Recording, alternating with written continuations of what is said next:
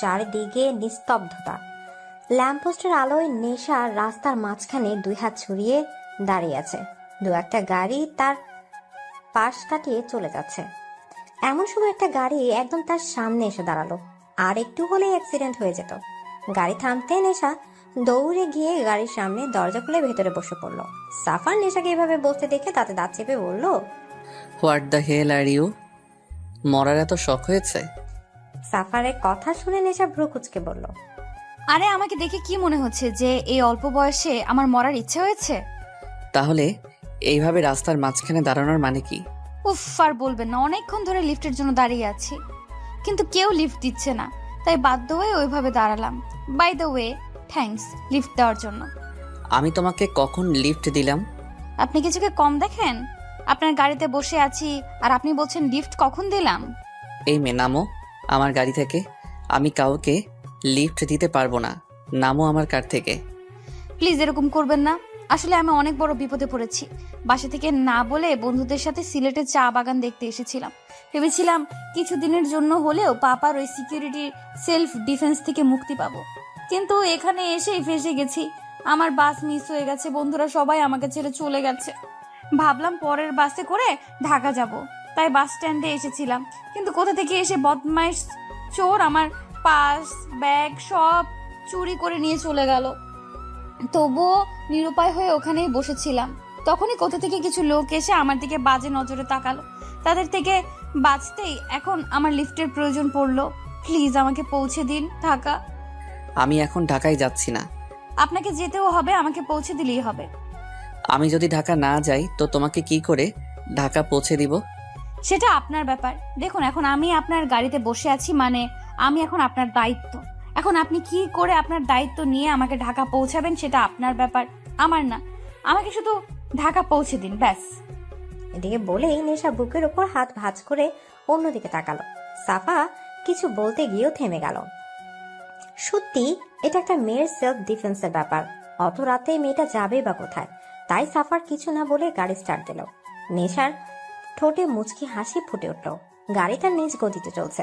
Suffer দাঁতে দাঁত চেপে গাড়ি চালাচ্ছে, কারণ নেশা সেই তখন থেকে বকবক করে তার মাথাটা নষ্ট করে দিচ্ছে। আমি নেশা, আপনি? আচ্ছা, আপনি সিলেটে কোথায় থাকেন? কি করেন আপনি? বিজনেস?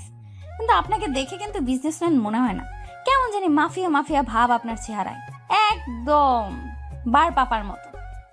ইউ নো, আমার পাপাকেও না আগে আমার মাফিয়া মাফিয়া মনে হতো। বলেই নেশা হেসে কুটি কুটি। আচ্ছা, আপনার বিয়ে হয়েছে? দেখে তো মনে হয় না বিয়ে হয়েছে, কারণ আজকালকার হ্যান্ডসাম ছেলেরা আগে ইচ্ছে মতো মেয়ে পটায়, তারপর একটা হাপলা মেয়ে দেখে বিয়ে করে নেয়। তা আপনিও কি মেয়ে পটাচ্ছেন? নেশার কথা শুনে সাফার অগ্নি দৃষ্টিতে তার দিকে তাকালো। তার এই দৃষ্টি দেখে নেশা ভয় বলতে লাগলো, ওকে ওকে, বলতে হবে না। বলে নেশা চুপ করে বসলো। তারপর কিছু একটা ভেবে আবার বলল, আমার কি মনে হয় জানেন তো, আপনাকে দিয়ে মনে হয় কোনো মেয়ে পটেনি, তাই এত রাগ দেখাচ্ছে না হয়। এবার সাফারের সহ্যের সীমা ছাড়িয়ে গেল। Stop stop this nonsense. কত কথা বলো তুমি। মনে হচ্ছে কানের মধ্যে হরতাল শুরু হয়ে গেছে। আমি একাই একটা মেয়ে, আপনার কানে কি করে হরতাল করব? হরতাল করতে তো অনেক জনের দরকার হয়। মুখে আঙুল দিয়ে দিয়ে মিনমিন করে বলল নেশা। সাফার কটকট করে তার দিকে তাকালো। ওকে ওকে, আমি চুপ। এই মুখে কুলুপ আটলাম, কিন্তু এই মুহূর্তে আমার কাছে মুখে আটকানোর মতো কুলুপ নেই। আঙুল দিলে চলবে? ওহ গড, স্টপ ইট ইডিয়েট। এদিকে সাফারের ঝাড়ি খেয়ে নেশা চুপ। কিছুক্ষণ দুজনে নীরব। এমন সময় হঠাৎই নেশা চেঁচিয়ে উঠল, stop stop stop stop the car. এমন আকস্মিক ঘটনায় সাফার কিছুটা অবাক হয়ে গাড়ি থামালো। কি হলো? নেশা রাস্তার পাশে একটা দোকান দেখিয়ে বলল, টি স্টল। তো চলুন চা খাবো। Are you mad? এই ফুটপাথ থেকে এখন আমি চা খাবো? তো কি হয়েছে? শুনেছি এই ফুটপাতের স্টলের টি নাকি সুস্বাদু হয়। চলুন খাবো। ইম্পসিবল, আমি যাব না। আরে চলুন না। বললাম তো যাব না। আরে ধুর, চলুন তো। এদিকে নেশা জোর করে সাফারকে নিয়ে গাড়ি থেকে নামলো। টঙের দোকান থেকে দুজনে চা খেয়ে আবার গাড়িতে উঠে গেল। সত্যি টিটা অনেক সুস্বাদু ছিল, তাই আমার তো আমার মাম্মামের হাতের কফির কথা মনে পড়ে গেল। চায়ের সাথে তোমার মায়ের কফির কি সম্পর্ক? চায়ের সাথে না, স্বাদের সাথে সম্পর্ক। আমার মাম্মা অনেক সুন্দর কফি বানায়। কতদিন তার হাতের বানানো কফি খাই না। কাল বাসায় গিয়ে আগে মাম্মামের হাতে কফি খাবো। আর হ্যাঁ, এই মুহূর্তে আমার কাছে টাকা নেই। আমার যা যা খরচ হয় সবটা নিজের ব্রেনে নোট করে নিন, ঢাকায় গিয়ে সব শোধ করে দেব। গাড়ি চলছে, সাথে নেশার বকবকানি। সাফার দাঁতে দাঁত চেপে সবকিছু সহ্য করছে। এই মেয়ে এত কথা বলে কিভাবে? ইচ্ছে করছে ধাক্কা মেরে গাড়ি থেকে ফেলে দেয়। তখনই আবার নেশা বলে উঠল, স্টপ স্টপ স্টপ, গাড়ি থামান। সাফার গাড়ি ব্রেক করে বিরক্তির স্বরে বলল, আবার কি? Ice cream, what? আইসক্রিম খাবো। তুমি কি ছোট বাচ্চা যে এখন আইসক্রিম খাওয়ার জন্য বায়না ধরছো? তো আমি ছোটই তো, আমার মধ্যে বড় হওয়ার কি দেখলেন? জানেন, আমার পাপ্পা এখনো আমায় লিটল প্রিন্সেস বলে ডাকে। তাহলে বড় হওয়ার কোনো প্রশ্নই ওঠে না, ইনফ্যাক্ট উঠবেও না, কারণ আমি তো মামা পাপার একমাত্র মেয়ে। আমার ছোট কেউই নেই, তো আমি বড় হব কিভাবে? এটা বলে হাসতে হাসতে শেষ নেশা। শ্যাট আপ স্টুপিড, এখন এত রাতে আমি আইসক্রিম কোথায় পাবো? আপনার সামনেই তো আইসক্রিম ক্যাফে। সাফার পাশে তাকিয়ে থেকে, একটা ক্যাফে ওপেন রয়েছে। এত রাতে কি এই মেয়েটার জন্য এই ক্যাফে খোলা রেখেছে? এটা অসহ্য। সাফার এক রাশ বিরক্ত নিয়ে বেরিয়ে পড়লো আইসক্রিম আনতে। একটা গোটা আইসক্রিমের বাক্স এনে নেশার হাতে ধরিয়ে দিল। নেশা খুশি বাচ্চাদের মতো লাফাতে লাগলো। সাফার গাড়ি চালাচ্ছে আর নেশার দিকে দেখছে। নেশা আইসক্রিম খেতে ব্যস্ত। তার টকটকে গোলাপি ঠোঁটের কোণে একটু আইসক্রিম লেগে আছে। তা দেখে সাফারের ভেতরে তোলপাড় হওয়ার অবস্থা। বুকের ভেতর কেউ হাতুড়ি পেটাচ্ছে। তার হাত পা কাঁপছে। সাফার বারবার অন্যদিকে তাকানোর চেষ্টা করলো, বারবার নেশার দিকে তার চোখ যাচ্ছে। কোনো উপায় না পেয়ে সাফার ধমক দিয়ে বলতে লাগলো, এই মেয়ে এখনো খাওয়া হয়নি? আমার খাওয়া নিয়ে আপনি পড়ে আছেন কেন? আপনারও কি আইসক্রিম খাওয়ার ইচ্ছে হলো নাকি? তা বললেই তো হতো, এত ধমক দেওয়ার কি আছে? এই নিন, এটা খেয়ে নিন। সাফারের দিকে আইসক্রিম এগিয়ে দিয়ে, আমি তোমার মতো ছোট বাচ্চা নই যে আইসক্রিম খাবো। আর তুমি তাড়াতাড়ি খাওয়া শেষ করো, না হলে সব আইসক্রিম জানালা দিয়ে বাইরে ফেলবো। এদিকে সাফারের কথা শুনে নেশা কিছু বলতে গিয়েও বলল না। অন্যদিকে ঘুরে আইসক্রিম খেতে ব্যস্ত হয়ে পড়লো। জানেন, আমার পাপা না প্রতি রাতে আমার জন্য চকলেট আনে, আর যদি না আনে তাহলে তাকে আমি শাস্তি দিই। কি শাস্তি দেই জানেন? সাফার আর চোখে নেশার দিকে তাকালো। 50 বার কান ধরে উদ্বোস করাই। বলেই হাসতে লাগলো নেশা। আর এই শাস্তিটা আমি পাপাকে প্রতি রাতে দিই, কারণ পাপাকে শাস্তি না দিলে তার পকেট থেকে কোনো চকলেট বেরোয় না। আরে আরে, গাড়ি থামান। এবার আবার কি হলো আপনার? গাড়ি থামিয়ে দিতে দাঁত চেপে বলল সাফার। নেশা হাত দিয়ে একটা লোকের দিকে ইশারা করে বলল, আচ্ছা, ওগুলো কি? আমি কখনোই ওইসব দেখিনি। চলুন না, এসব কি দেখি। এদিকে সাফার কিছু না, সব রাগগুলো গিলে গাড়ি থেকে বেরিয়ে পড়লো। কারণ সে জানে সে চাইলেও নেশা তাকে জোর করে নামাবে। নেশা দৌড়ে লোকটার কাছে গেল। এত রাতে লোকটা সম্ভবত নিজের কাজ শেষে বাড়ি ফিরছিল। লোকটা হাতে থাকা জিনিসগুলো দিকে ইশারা করে নেশা বলল, এটা কি? আপা, এটা হাওয়াই মিঠাই। হাওয়াই মিঠাই? এটা আবার কি? আর মিঠাই তো এখানে, হাওয়াইটা আবার কোথায়? জি আপা, এটা হাওয়াই মিঠাই। মিঠা মুখে দিলেই হাওয়া হয়ে যায়। মিঠাই যদি মুখে দিলেই হাওয়া হয়ে যায়, তো আমি আর মিঠাই খাবো শুনি। জি আপা, এই মিঠাটাই খাবেন। কিন্তু খাবো কি করে? মিঠাই তো মুখে দিলেই হাওয়া হয়ে যাবে। জি আপা, এই জন্যই তো এর নাম হাওয়াই মিঠাই। অদ্ভুত তো, যে মিঠাই মুখে দিলেই হাওয়া হয়ে যায়, সেই মিঠাই হলো কেমনে? জি আপা। তাদের দুজনকে থামিয়ে সাফার বলে উঠল। একটা দেন। সাফার হাওয়ায় মিঠাই নিয়ে নেশাকে হাত ধরে টানতে টানতে গাড়িতে বসালো। এটা খাও আর চুপ করে বসে থাকো। নেশা বাধ্য মেয়ের মতো মিঠাই খেতে লাগলো। এদিকে আচমকা এমন একটা কথায় সাফার মুহূর্তেই নিজের হার্ট বিট মিস করলো। এই মেয়ে বলেছে কি? এই মেয়ে কি বোঝে না এত রাতেও একা একটা মেয়ে আর সাফার একটা ছেলে একসাথে আছে? এমনিই সাফারে কেমন কেমন যেন লাগছে। তার মধ্যে নেশার এই কথায় সাফারের প্রায় দম বন্ধ হয়ে আসছে। আপনি সত্যি খুব সুন্দর। কেন যে আপনাকে দিয়ে কোনো মেয়ে পটলো না, কে জানে। সাফার শক্ত হয়ে গাড়ির স্টিয়ারিং চেপে ধরে বলল, শ্যাট আপ। আরে সত্যি বলছি, আপনি সত্যিই খুব সুন্দর। আপনি যদি আমাকে পটানোর চেষ্টা করতেন না, তাহলে আমি নিশ্চিত পটে যেতাম। কথা শেষ করার আগেই সাফার এক হাতে নেশার কোমর আর অন্য হাতে তার পেছনে চুল আঁকড়ে ধরে ঠোঁটে ঠোঁট ডুবিয়ে দিল। গাড়ি তার নিজ গতিতে চলছে। নেশার চোখ বড় বড় করে সাফারকে দেখছে, আর সাফার ধীরে ধীরে নেশায় ডুবে যাচ্ছে। কিছুক্ষণ পর সে নেশাকে ছেড়ে আবার গাড়ি চালানোতে মন দিল। নেশা পিঠ সিটে হেলান দিয়ে বসে জোরে জোরে শ্বাস নিতে লাগলো। কি হলো ওটা? সাফার তাকে ভাবতে নেশার শরীরে লোম দাঁড়িয়ে যাচ্ছে। প্রায় অনেকক্ষণ হলো নেশা টু শব্দটিও করছে না। এখন সাফারে কেমন যেন ফাঁকা ফাঁকা মনে হচ্ছে, যেন এই কিছু সময়ে তার নেশার অভ্যাস হয়ে গেছে। সাফার ধীরে ধীরে নেশার দিকে তাকাতে দেখে সে সিটে হেলান দিয়ে ঘুমিয়ে পড়েছে। ল্যাম্পপোস্টের আলোয় নেশা চেহারার এক মায়া ধরে দিয়েছে, যেটা দেখার লোভ সামলাতে পারছে না সাফার। গাড়ি থামিয়ে এক দৃষ্টিতে নেশার দিকে তাকিয়ে রইল। কি মায়া এই মুখে! ঘুমন্ত অবস্থায় যেন নেশাকে সদ্য ফোটা পদ্মার কলি মনে হচ্ছে। নেশাকে দেখে সাফারের মধ্যে এক নেশা কাজ করতে ইচ্ছা করছে, তার ঠোঁটটা আরেকটু ছুঁয়ে দিতে ইচ্ছা করছে, কিন্তু পরক্ষণেই নিজেকে সামলে অন্যদিকে তাকালো। কি ভাবছে সে সব? একটা ঘুমন্ত মেয়েকে সেইভাবে দেখছে। সাফার নিজেকে নানাভাবে শাসিয়ে নিজের ব্লেজারটা খুলে নেশার গায়ে জড়িয়ে দিয়ে গাড়ি চালাতে মন দিল। সকালে রৌদ্র চোখ পড়তে নেশার ঘুম ভেঙে গেল। চারিদিকে মানুষের কোলাহল আর অনেকগুলো বাস দাঁড়িয়ে আছে। ভালোভাবে তাকাতে দেখে এটা বাস স্ট্যান্ড। পাশে তাকিয়ে দেখে সাফার তার দিকে অধীর আগ্রহে তাকিয়ে আছে। কাল রাতের কথা মনে পড়তে নেশা কিছু অস্বস্তি হতে লাগে। নেশা তাড়াতাড়ি উঠতে গিয়েই দেখে তার গায়ে ব্লেজার। এটা যে সাফারের সেটা খুব ভালো করে বুঝলো সে। তাই নিজের খাট থেকে ব্লেজারটা নিয়ে সাফারের দিকে এগিয়ে দিয়ে সে গাড়ি থেকে নেমে পড়লো। তারা ঢাকা এসে গেছে। নেশার সাথে সাফারও নেমে পড়লো। নেশা চারদিক তাকাতে দেখে দুটো লোক বাস থেকে নেমেছে। তাদের দেখেই নেশার রাগ মাথায় উঠলো। এই তো এরাই সেই দুজন যারা কাল আমায় বাজে নজরে দেখেছিল। দাঁড়া, আজ তোদের আমার হাত থেকে নিস্তার নেই, বজ্জাত কোথাকার। এদিকে বলেই যে নেশা তাদের দিকে এগোচ্ছে, তার আগে পরপর দুটো গুলি এসে তাদের বুক ফুটো করে দিল। নেশা হতভম্ব হয়ে দাঁড়িয়ে পড়লো। কি হলো এটা? ধীরে ধীরে পেছনে তাকাতে দেখে সাফার গান হাতে দাঁড়িয়ে আছে, আর তার গান থেকে এখনো ধোয়া বেরোচ্ছে। চারপাশ লোক চুরি করতে লাগলো। নেশা অবাক হয়ে সাফারের কাছে গেল। এটা কি করলেন? যে আমার নেশার দিকে চোখ তুলে তাকানোর সাহস করবে তাদের সবার এই অবস্থাই হবে। মানে মানে এই মাফিয়া খুব করে নিজের জিনিসে যত্ন রাখতে জানে। মাফিয়া? এই যে কি করলো নেশা?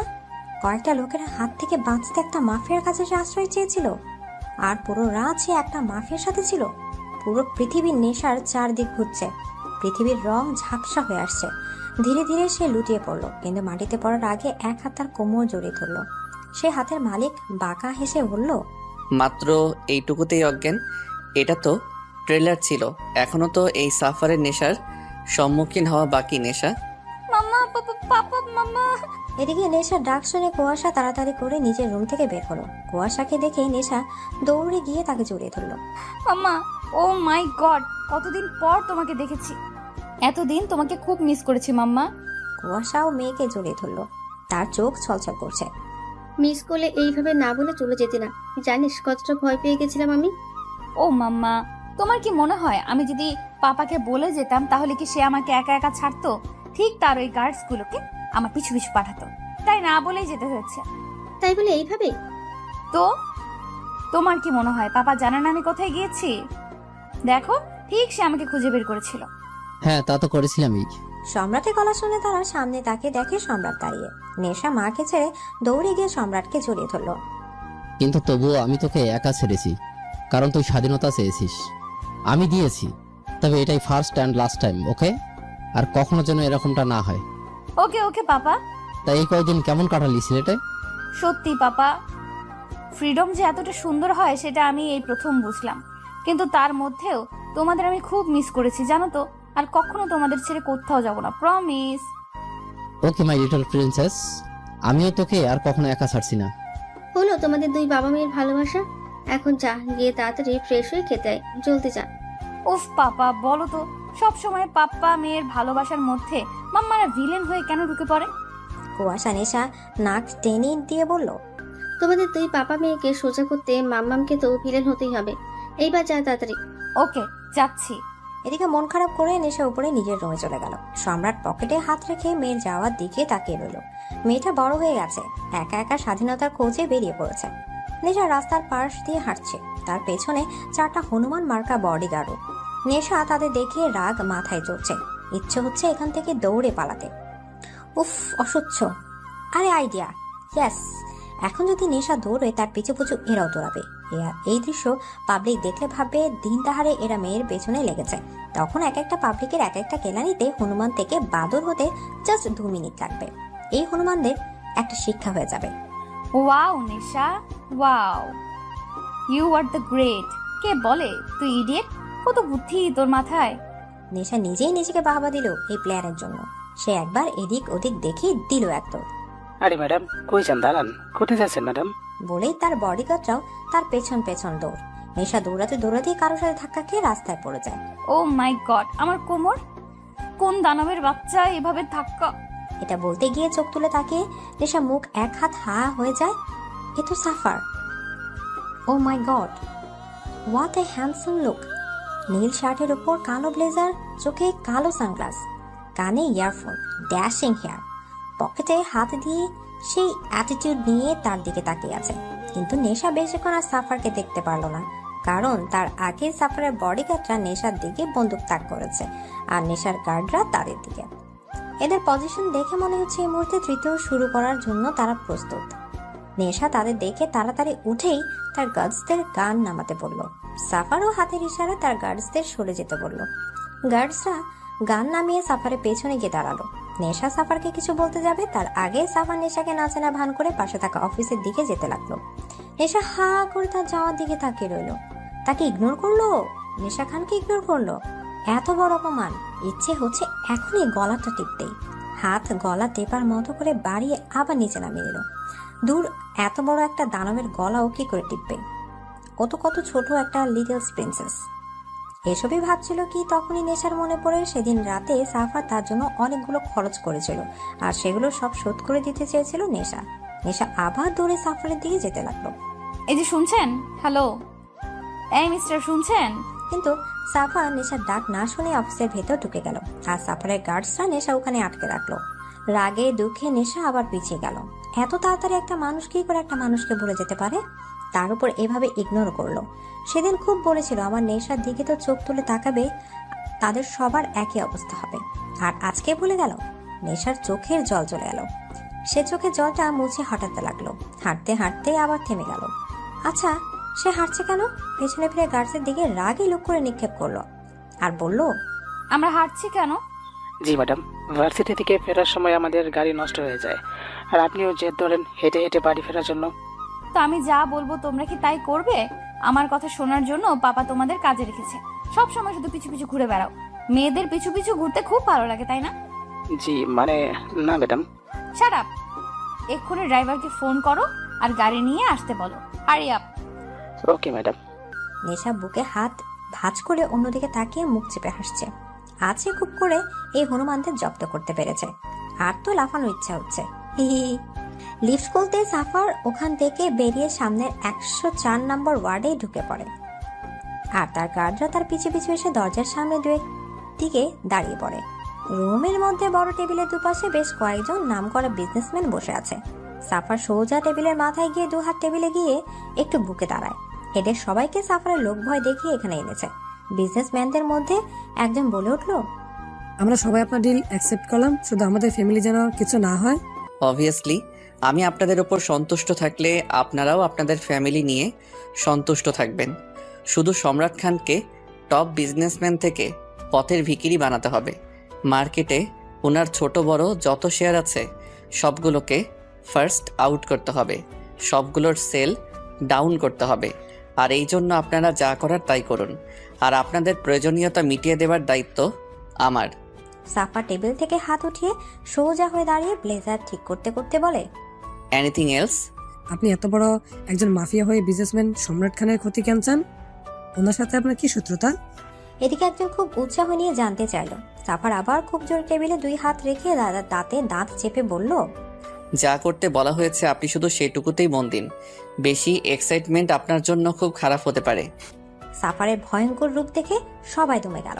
সাফার একবার সবার দিকে চোখ বুলিয়ে সোজা হয়ে দাঁড়িয়ে আছে। নিজের ব্লেজার ঠিক করতে করতে রুম থেকে বেরিয়ে গেল।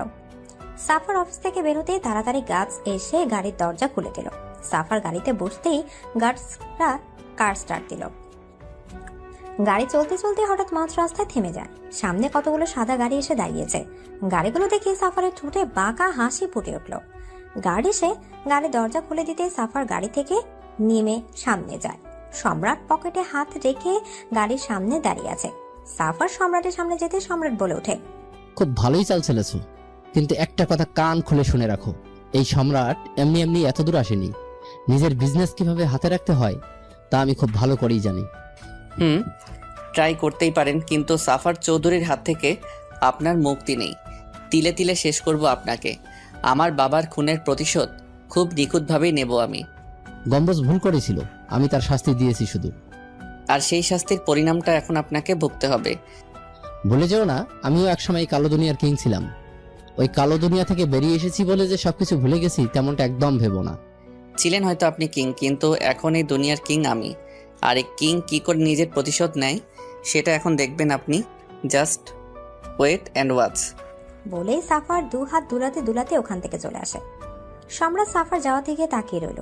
একসময় সে কুয়াশাকে কথা দিয়েছিল যে এই দুনিয়ায় সে আর ফিরবে না, কিন্তু তার অতীত তাকে আবার ওই দুনিয়ায় টেনে নিয়ে যাচ্ছে। কুয়াশা নেশা খাইয়ে দিচ্ছে আর নেশা বকবক করছে। জানো মাম্মা, আজ না ভার্সিটি থেকে ফেরার সময় ওই লোকটার সাথে দেখা হয়েছিল। কোন লোকটা? আরে বলেছিলাম না যে সেদিন রাতে আমাকে লিফট দিয়েছিল, উনি। তুই তো বলেছিলি ও একটা মাফিয়া। হ্যাঁ তাই তো, কিভাবে আমার সামনেই থাক ওই বাজে লোক দুটোর বুকে গুলি মেরে ফুটো করে দিয়েছিল। বেশ করেছে, কি রকম আমার দিকে বাজে নজরে তাকাচ্ছিল, পারলে আমার উপর উঠে যেত। ইচ্ছে করছিল ওখানে মাথায় গুলি মেরে খুলি উড়িয়ে দিই। তবে আমার কাজটা উনি করে দিয়েছিলেন, ভালোই হলো তাই না? মানুষ খুন করা ভালো কি করে হলো? আর দেখা হলো, কি বললেন উনি? ধুর, এটাই সমস্যা, কিছুই তো বললেন না উনি, ফুল ইগনোর করে চলে গেলেন। হয়তো মনে নেই তোর কথা। মনে নেই মানে? মনে থাকবে না কেন? এই আমি যদি 1 ঘন্টা একজনের সাথে থাকি, তবে তার কাছে আমি অমর বকবকানির নামে চিরস্মরণীয় হয়ে থাকি। আর সেখানে তো ওনার সাথে পুরো 1 রাত বকবক করেছি। তাহলে এত তাড়াতাড়ি উনি কি করে আমায় ভুললেন? আচ্ছা, ভুলেছে তো ভুলেছে, এতে কি বা আসে যায়? আসে যায়, অনেক কিছুই আসে যায়। মানে আমি কিছু জানি না, তবে ওনার ইগনোর কেন জানি আমি কিছুতেই মেনে নিতে পারছি না। কথাটা শোনার সাথে সাথে কুয়াশার বুক ধক করে ওঠে। কি বলছে নেশা? তাহলে নেশা শেষে একজন মাফিয়ার? আর কিছু ভাবার আগে এই কথা থেকে সম্রাট এসে ডাইনিং টেবিলে নেশার পাশে এসে বসে। কি কথা হচ্ছিল শুনি? কিছু না বাপ্পা, তুমি এতক্ষণ কোথায় ছিলে? এই তো এখানেই। সো মিসেস খান, শুধু কি মেয়েকেই খাওয়াবেন নাকি আমাকে একটু ভাগ দেবে? কেন হবে না, এই তো দিচ্ছি। বলে সম্রাটের জন্য খাবার খুলতে যাবে, তখনই সম্রাট বলে ওঠে, আরে এ কি করছো? আমি নিজে খাচ্ছি না, আমাকেও খাইয়ে দাও। কি, আপনি কি ছোট বাচ্চা যে আপনাকে খাইয়ে দিতে হবে? বাড়ির ছোট বাচ্চা নই তো কি হয়েছে, তোমার স্বামী তো। মেয়ের সামনে কি শুরু করলেন বলুন তো? ওমা, প্রিন্সেস আছে তো কি হয়েছে, এত আবার ফুর্তি তোমার ভালোবাসা? নেশা খিটখিটে হাসতে লাগলো। আপনি চুপ করবেন? Okay little princess, close your eyes. তোমার মাম্মাস লজ্জা পাচ্ছে। ওকে। নেশা জলদি নিজের চোখ কটকট করে বন্ধ করে নিল। এবার তো কোনো প্রবলেম নেই, এবার দাও তো, খুব খিদে পেয়েছে। উফ, এরা বাবা মেয়ে 2 এক। কুয়াশা এক ঘন্টে রাগ নিয়ে সম্রাটকে খাইয়ে দিল, আর সম্রাট কুয়াশার রাগে লুক দেখে একটু হেসে চোখ টিপ দিল। এদিকে নেশা রেস্টুরেন্টে বন্ধুদের সাথে বসে আছে, আর তার গার্ডসরা কিছু দূরে দাঁড়িয়ে আছে। তারা টুকটাক কথা বলছে আর লাঞ্চ করছে। এমন সময় তার এক ফ্রেন্ড বলে উঠলো, হে গাইস, ছেলেটাকে দেখ, হোয়াট এ হ্যান্ডসাম, ইচ্ছে হচ্ছে টুক করে গিলে ফেলি। তার কথা শুনে নেশা পেছনে তাকালো। ও মাই যে সাফার। সাফার তার গার্ডদের নিয়ে রেস্টুরেন্টে ঢুকছে। ও রেস্টুরেন্টে কি করছে? মাফিয়া মানুষ কি এখন তাদের সাথে একই রেস্টুরেন্টে বসে লাঞ্চ করবে নাকি?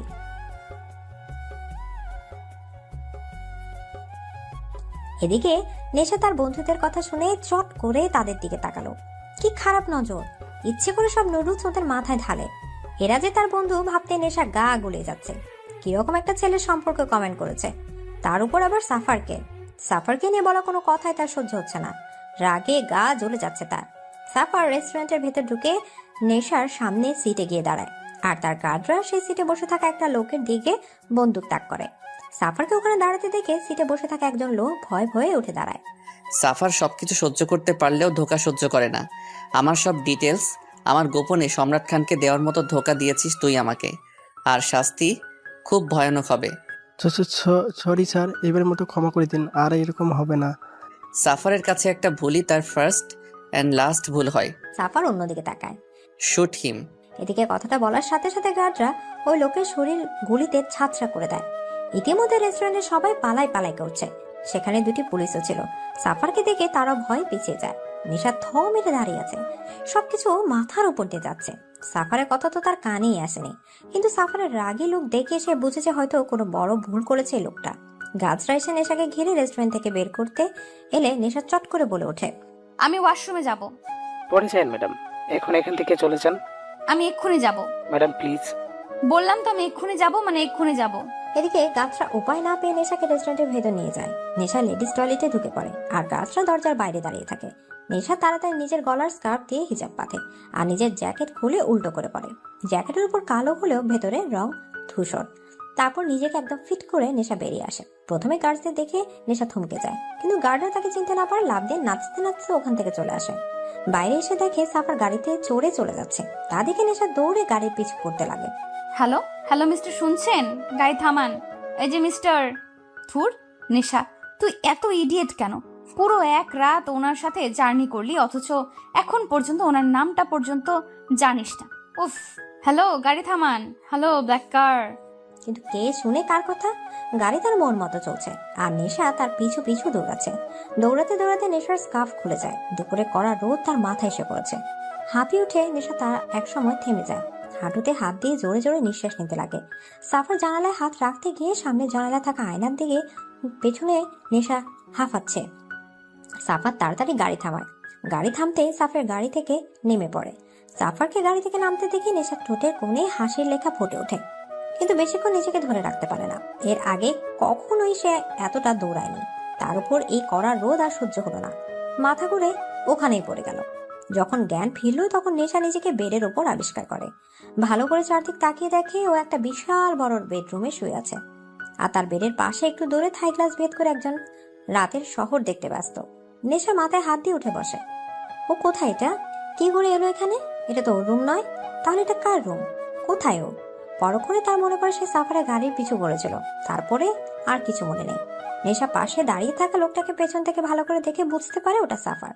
সাফার এখানে কি করছে? নেশা তাড়াতাড়ি উঠে সাফারের কাছে যায়। আমি এখানে কি করে এলাম আর আপনি এখানে কি করছেন? নেশার গলা শুনে সাফার তার দিকে ঘুরে তাকায়। আমার বাড়ি, আমার রুম, আমি থাকবো না তো আর কে থাকবে? এটা আপনার বাড়ি? ও মাই গড, রাত হয়ে গেছে আর আমি এখানে। এতক্ষণে বাড়িতে নিশ্চয়ই মাম্মা বাবা টেনশন করছে আমার জন্য, কিন্তু আমি এখানে এলাম কি করে? নিশ্চয়ই উড়ে আসুনি। আপনি এনেছেন? কেন, অন্য কারোর আনার কথা ছিল? আর ওইভাবে পাগলের মতো আমার গাড়ির পেছনে দৌড়াচ্ছিলে কেন? আরে সেদিন রাতে তো আপনি আমার জন্য অনেক খরচ করেছিলেন, সেগুলো ঋণ তো শোধ করা বাকি ছিল, সেজন্যই তো। আচ্ছা, তুমি আমার ঋণ শোধ করতে চাও? তাড়াতাড়ি বলে দিন আমার কত হয়েছে, আমি শোধ করে দেই। আমায় আবার বাড়িও ফিরতে হবে। সাফার বাঁকা হেসে নেশার দিকে এগিয়ে গিয়ে বলে, তোমার যা ঋণ হয়েছে সেটা শোধ করার সাধ্য তোমার নেই। অনেক বড় ঋণ, সেটা চুকাতে চুকাতে সারা জীবন লেগে যাবে তোমার। মানে কি? শুধু কিছু খাবারে তো খেয়েছিলাম। সত্যি তুমি ইডিয়েট। বলে চলে যাচ্ছিল তখনই নেশা বলে, আমি বাড়ি যাব। বাড়ি যাওয়ার নাম ভুলে যাও, এখন থেকে তোমায় এখানেই থাকতে হবে। বলেই হাঁটা ধরলো। মানে কি? এখানে থাকবো মানে? আমার কি বাড়িঘর নাই? আমি বাড়ি যাব, আর যাব মানে যাব, এক্ষুনি যাব, এই মুহূর্তে যাব, আর আপনি আমায় বাড়ি পৌঁছে দেবেন। এদিকে নেশার জেদ দেখে সাফার রেগে গিয়ে ঘুরে নেশার কাছে এসে কোটের নিচে থাকা বন্দুক হাতে নিয়ে সোজা নেশার কপালের মাঝখানে তাক করে। নেশা বড় বড় চোখ করে সাফারের দিকে তাকায়। সাফা নেশার দিকে বন্দুক তাক করে তার দিকে এগোতে লাগে। নেশা পেছুতে পেছুতে থাই গ্লাসের সাথে লেগে যায়। সাফার নেশার একদম কাছে গিয়ে বন্দুক কপাল থেকে সাইড করে নিচে নামাতে নামাতে বলে, বেশি কথা বলা আমি একদম পছন্দ করি না। আমি যখন বলেছি তুমি এখানে থাকবে মানে এখানে থাকবে। Got it? যদি পালানোর চেষ্টাও করেছো তো এর ফল অনেক খারাপ হবে তোমার জন্য। নেশা চট করে তার গালে ধরে থাকা বন্দুক ধরে ফেলে। সাফারের হাত থেকে বন্দুক নিয়ে পাশে গিয়ে সাফারের দিকে বন্দুক তাক করে বলে, অতটা ইডিয়েট ভাববেন না আমাকে। নিজের প্রোটেকশন নিজে করতে পারি। যার আগে পিছে 4টা হনুমান ইয়া বড় বড় গান নিয়ে ঘুরে বেড়ায়, তাকে আপনি এই ছোট্ট খেলনা দিয়ে কি ভয় দেখাবেন? এদিকে বলেই নেশা হাতে থাকা বন্দুক দিয়ে শুট করলো। না না, সাফারকে নয়, পাশের থাই গ্লাসে। গ্লাস আঘাত পেয়ে ঝনঝন করে ভেঙে পড়তে লাগতো। সাফার খুব স্বাভাবিকভাবে এই দৃশ্য দেখছে, যেন সেটাই আশা করেছিল। এখান থেকে পালানো আমার জাস্ট 2 মিনিটের ব্যাপার। এদিকে সাফার পকেটে হাত রেখে নেশার দিকে এগোতে লাগলো। সাফারকে এগোতে দেখে নেশা তার দিকে গান তাক করে আমতা আমতা করে পেছনে যেতে লাগলো। আপনি এইভাবে এগোচ্ছেন কেন? দেখুন আমি কিন্তু আপনাকে ভয় পাই না, তাই এইভাবে এগোনো বন্ধ করুন। কি হলো, আমার কথা শুনতে পাচ্ছেন না? আমি কিন্তু শুট করব, একদম এগোবেন না আর। নেশা পেছতে পেছতে একদম কিনারায় চলে যায়। থাই গ্লাস ভাঙা। সে পেছতে পেছতে তার পা কিনারা গিয়ে ফসকে যায়। নেশা পড়তে যাবে তার আগে সাফার এক হাত তার অন্য হাত ধরে ফেলে।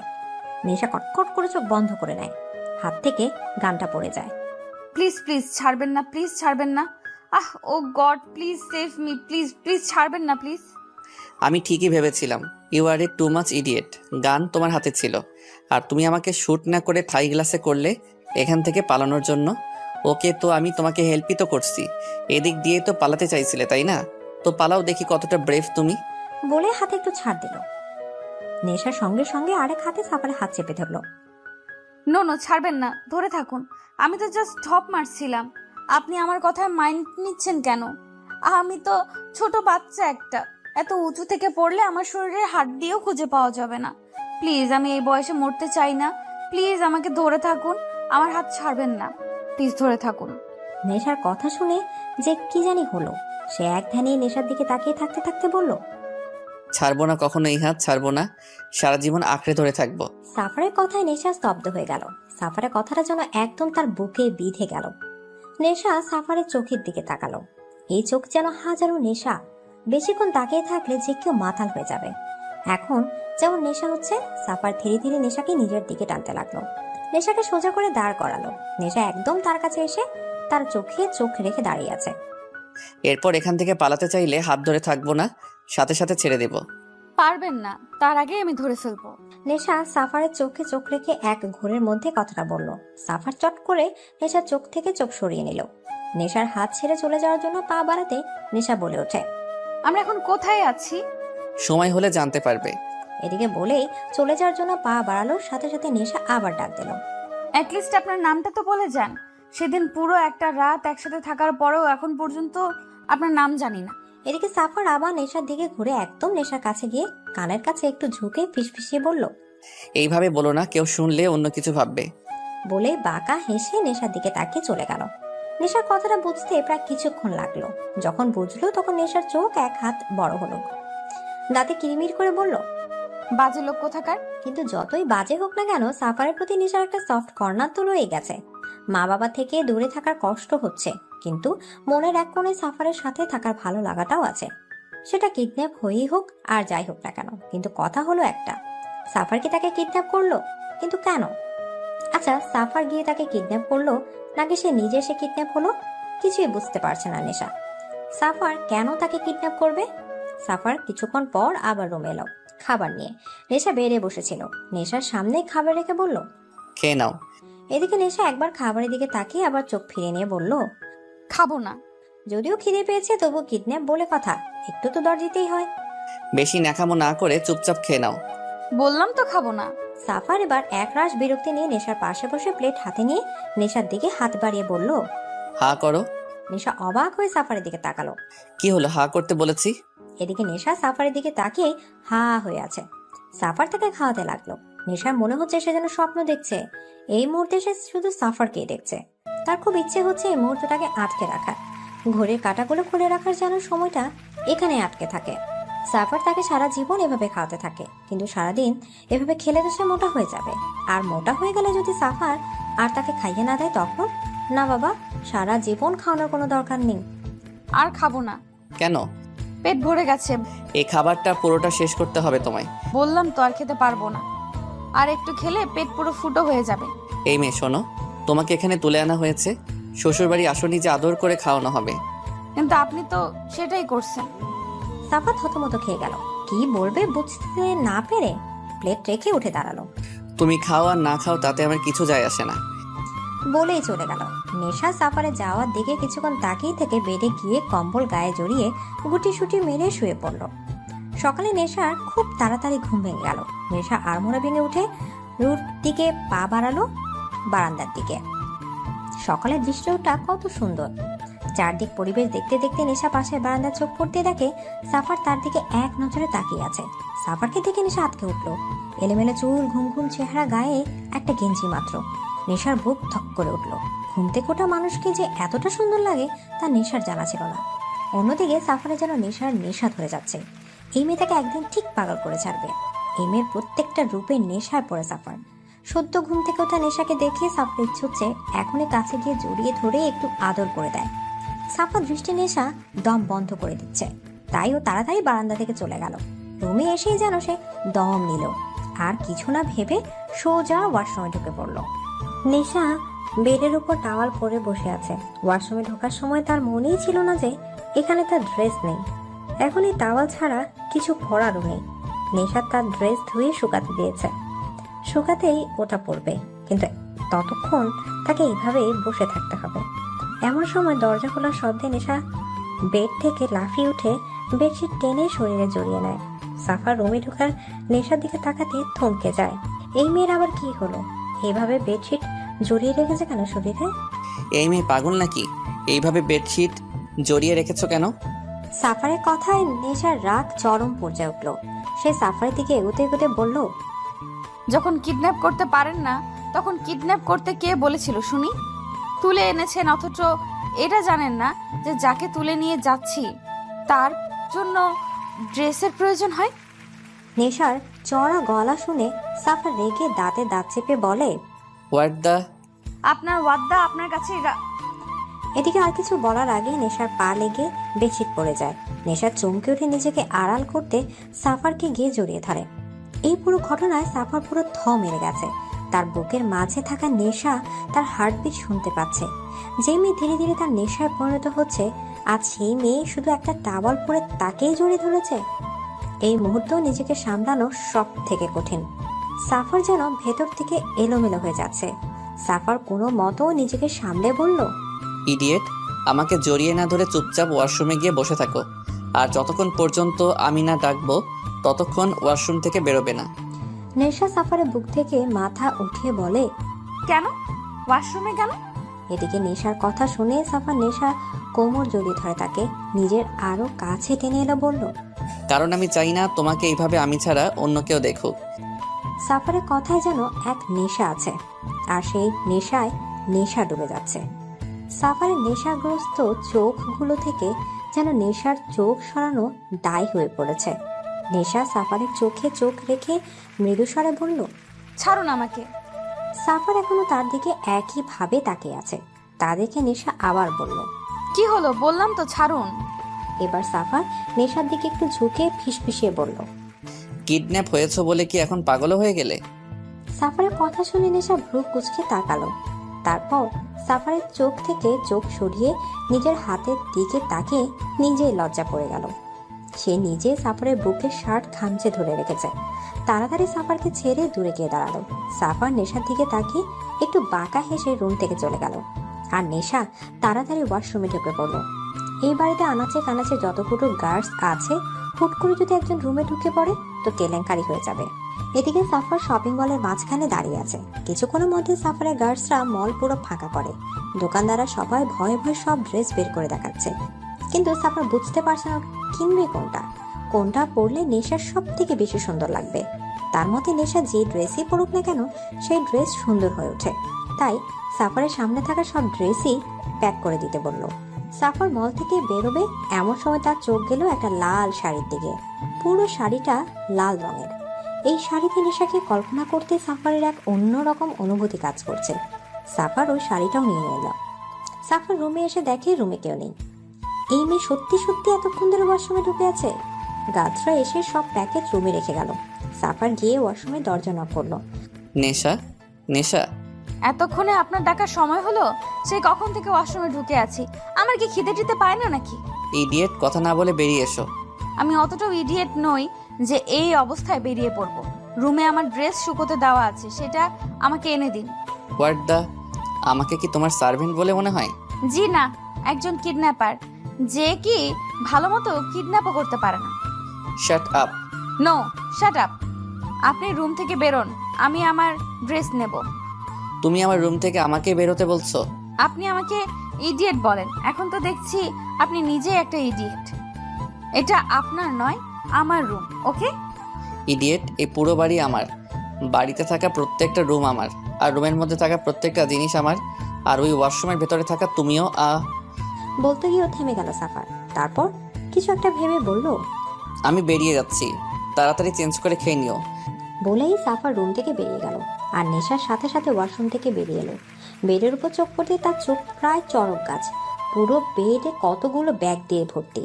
নেশা গিয়ে ব্যাগ খুলে দেখে প্রত্যেকটা ব্যাগে বিভিন্ন ধরনের ড্রেস আর তার প্রয়োজনীয় অনেক জিনিসই আছে। দেখে মনে হচ্ছে জিনিসগুলোকে কিডন্যাপ করে এনেছে, কিন্তু নেশা বুঝতে পারছে না আসলে কি সে কিডন্যাপ হয়েছে। কিডন্যাপ হলে কি মানুষের এত আরামে রাখা হয়? তার জন্য পুরো দোকান কিনে ফেলেছে মনে হয়। আচ্ছা, সাফার এসব কেন করছে? কেন তাকে এখানে এভাবে আটকে রেখেছে? আর তার জন্য এসবই বা কেন করছে? তাহলে কি সাফারও তাকে... ধুর, এসব কি ভাবছে নেশা? পাগল হয়ে গেল না তো?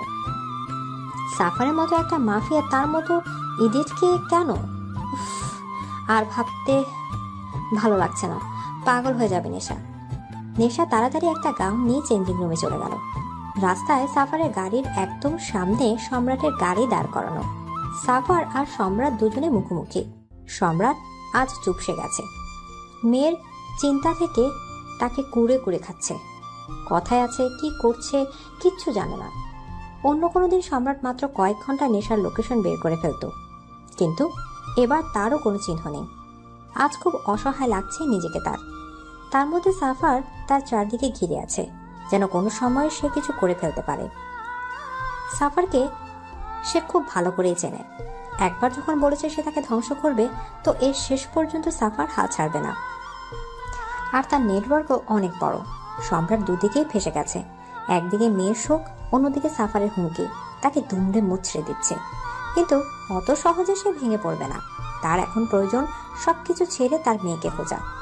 শত্রু তো আর কম নেই, সবাই ওত পেতে রয়েছে। মেয়ের নিখোঁজটা বুঝি খুব বেশি ভাবাচ্ছে আপনাকে? তুমি কি করে জানলে আমার মেয়ে নিখোঁজ? ওহ কামন, বয়স হয়েছে আপনার, তাই হয়তো ভুলে এই শহরে কিং আমি। আমার থেকে কোনো খবরই আড়াল হয় না। আপনাকে দেখে বোঝা যাচ্ছে আপনি খুব বেশি ভেঙে পড়েছেন। আমাকে অতটা দুর্বল ভেবো না সাফার। নিজের মেয়েকে কিভাবে সেভ করা যায় তা আমি খুব ভালো করেই জানি। ইয়া, ভুলিনি আমি। All the best for your journey. বলে বাঁকা হেসে নিজের সানগ্লাস চোখে দিয়ে হেলতে দুলতে ওখানে চলে গেল। সম্রাট সাফারে যাওয়ার দিকে তাকিয়ে রইল। তার মনে এখন শুধু নেশার কথাই চলছে। কোথায় আছে, কি করছে, কিছুই বুঝতে পারছে না। সাফারকেও তার সুবিধের মনে হচ্ছে না। নিশ্চয়ই তার দুর্বলতার সুযোগ নেবেও। অন্যদিকে কুয়াশাও ভেঙে পড়েছে, তাকেও যে সামলাতে হচ্ছে। রাতের বেলা সাফার নিজের রুমে ঢুকতে গিয়েও থমকে গেল। নিজের রুম থেকে সরে নেশার রুমে গিয়ে ঢুকলো, কিন্তু রুমে কোথাও নেশা নেই। তা দেখে সাফার একবার চারদিকে ভালোভাবে দেখলো, কোথাও নেই নেশা। গেল কোথায়? এখান থেকে পালানোর তো কোনো পথ নেই। তখনই সাফার নজর গেল বারান্দার দিকে। নেশা আকাশের দিকে এক দৃষ্টিতে তাকিয়ে রয়েছে। সাফার গিয়ে তার পাশে দাঁড়ালো। মন খারাপ? মাম্মা বাবার কথা খুব মনে পড়ছে। তারা নিশ্চয়ই খুব টেনশন করছে। প্লিজ একবার তাদের সাথে কথা বলতে দিন না আমাকে। ছলছল চোখে সাফারের দিকে তাকিয়ে নেশার এই দৃষ্টিতে যেন সাফারের এক বুক মুচড়ে উঠল। যে মেয়ে সারাক্ষণ বকবক করে তার চোখে আছে জল। তার সাফারের জন্য এ যেন সহ্য হচ্ছে না। সাফারে কিছু না বলে ওখান থেকে চলে গেল। নেশা একটা দীর্ঘশ্বাস ফেলে চোখের জলটা মুছে নিল। এদিকে কিছুক্ষণ পর সাফার রুমে ঢুকে ভীষণ খেলো। এটা সে কি দেখছে? কিছুক্ষণ আগে যে মেয়ে কাঁদছিল, এখন সে মেয়ে হাসতে হাসতে গড়াগড়ি খাচ্ছে। এটা কিভাবে পসিবল? নেশা এমন ভাবে হাসছে যেন এক্ষুনি তার পেট ফেটে যাবে। নেশা বেডের উপর বসে বসে টিভিতে কার্টুন দেখছে আর হেসে হেসে গড়াগড়ি খাচ্ছে। সাফার চোখ মুখ কুঁচকে নেশার পাশে গিয়ে বসলো। এতে নেশার যেন কোনো খেয়ালই নেই, সে তো হাসতেই ব্যস্ত। নেশা হাসতে হাসতে সাফারের শরীরে হুমড়ি খেয়ে পড়ছে। তা দেখে সাফার রাগী গলায় বলল, হেই স্টপ ইট, ডোন্ট মুভ।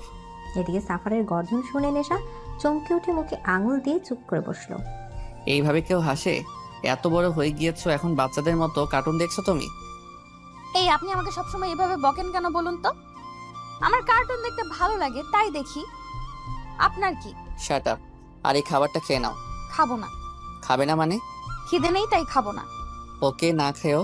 আমি ভেবেছিলাম ডিনার করার পর এই চকলেটটা আমি তোমাকে দেব, কিন্তু এখন যখন তুমি ডিনার করবে তো চকলেটটা না হয় আমি অন্য কাউকে দিয়ে দেব। বলেই উঠতে যাবে, তার আগেই নেশা সাফারে হাত চেপে ধরে। এত রাগ করছেন কেন? খাচ্ছি তো, এমনিও আমার খুব খিদে পেয়েছে। ওহ গুড গার্ল। বলে নেশাকে খাইয়ে দিতে লাগলো। খাওয়া শেষে নেশা চকলেট খাচ্ছে আর বকবক করছে, আর সাফার নেশার দিকে তাকিয়ে মুগ্ধ হয়ে তার বকবক শুনছে। আচ্ছা, আপনি আমাকে কিডন্যাপ করেছেন, কিন্তু আমি কিডন্যাপের কোনো ফর্মুলাই দেখতে পাচ্ছি না। কাউকে কিডন্যাপ করলে তাকে চেয়ারে দড়ি দিয়ে বেঁধে রাখি, কিন্তু এখানে তো আমি কত আরামে আছি। কোনো কিডন্যাপ ভাবই নেই। কেন, তুমি কি সত্যিকারে কিডন্যাপ হতে চাও নাকি? আসলে কি বলুন তো, কিডন্যাপ তো তাদেরই করে যারা স্পেশাল হয়, আর এখন আমিও কিডন্যাপ হয়েছি। মানে আমিও স্পেশাল। নিজেকে স্পেশাল মনে করার ফিলিংস কি স্ট্রং, তাই না? তুমি কি কোনো কথাই সিরিয়াসলি নিতে পারো না? নেই তো, আমার স্বপ্নটাকে আমি অনেক সিরিয়াস ভাবে নেই। তোমার স্বপ্ন? তা কি স্বপ্ন তোমার? আমার স্বপ্ন কোনো একদিন এক রাজকুমার বাইকে চেপে এসে আমাকে নিয়ে যাবে। বাইকে চেপে? কিন্তু আমি যতদূর জানি রাজকুমার সবসময় ঘোড়ায় চেপে আসে। ওহো, ওটা সবার স্বপ্ন হয়। আমার স্বপ্ন আমার রাজকুমার বাইকে চেপে আসবে। এসব বড় বড় গাড়ি, গার্ড, রেপুটেশন এসবের মধ্যে না। আমি দেবে গেছি। আমি চাই খোলা আকাশে উঠতে, বাইকে বসে পুরো দুনিয়া উপভোগ করতে। নেশার কথা শুনে সাফার এক দৃষ্টি তার দিকে তাকিয়ে রইল।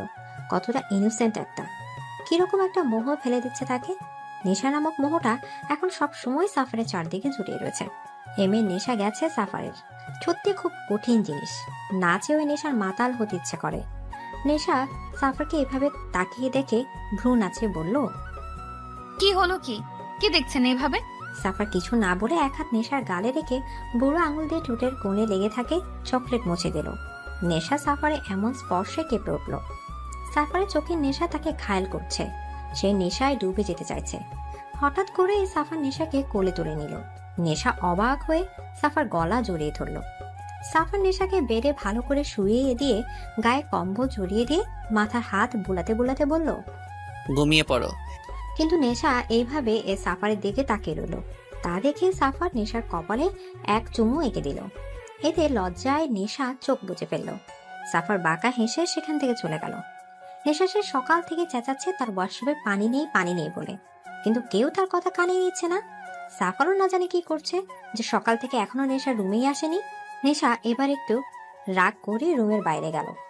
দরজার দুদিকে দুটো গার্ড দণ্ডায়মান। তাদের দেখে নেশা চেঁচিয়ে বলতে লাগলো, আপনার মালিকের কি কালো টাকার অভাব পড়েছে যে এখন কলের মধ্যে ঘোড়া রাখা দিয়েছে? কেন ম্যাডাম, কি হয়েছে? কি হয়েছে মানে? এতক্ষণ ধরে চেঁচাচ্ছি শুনতে পাচ্ছেন না? Sorry madam, room sound proof. What? তাহলে এতক্ষণ ধরে যে আমি চেঁচালাম তা শুধুই ছিল? খামোখা মাথা ব্যথা ধরালাম? ধুর, এত কথা বাদশাত। এখন দেখুন আমার কলে পানি আসছে না কেন। ওকে ম্যাডাম, আমি দেখছি। একটা গার্ড চলে গেল। নেশা রুমে ঢোকার সময় পাশের রুমের দরজা খোলা দেখলো। ভেতরেও কেউ নেই মনে হচ্ছে। এই সুযোগে নেশা নিজের কাপড় নিয়ে পাশের রুমে চলে গেল। রুমে কেউ নেই। নেশা একটা স্বস্তির নিঃশ্বাস ফেলে ওয়াশরুমে ঢুকে পড়লো। দরজা নক করেই সামনে তাকাতেই নেশার চোখ চড়ক গাছ। সামনে একজন দানব খালি গায়ে একটা প্যান্ট পরা অবস্থায় শাওয়ারে ভিজছে। সাফারে ভেজা খালি বুক দেখে নেশা স্তব্ধ। সাফারও কিছু অবাক হলো নেশাকে তার ওয়াশরুমে দেখে। ওয়াশরুমে ঢুকলে যে দরজায় লক করতে হয়, দরজা লক্ষ্য করে দিতে হয়, সেই ম্যানারও কি আপনার জানা নেই? জানি, কিন্তু ম্যানার ভুলে যাওয়ার ফল যে এতটা মধুর সেটা জানা ছিল না। মানে?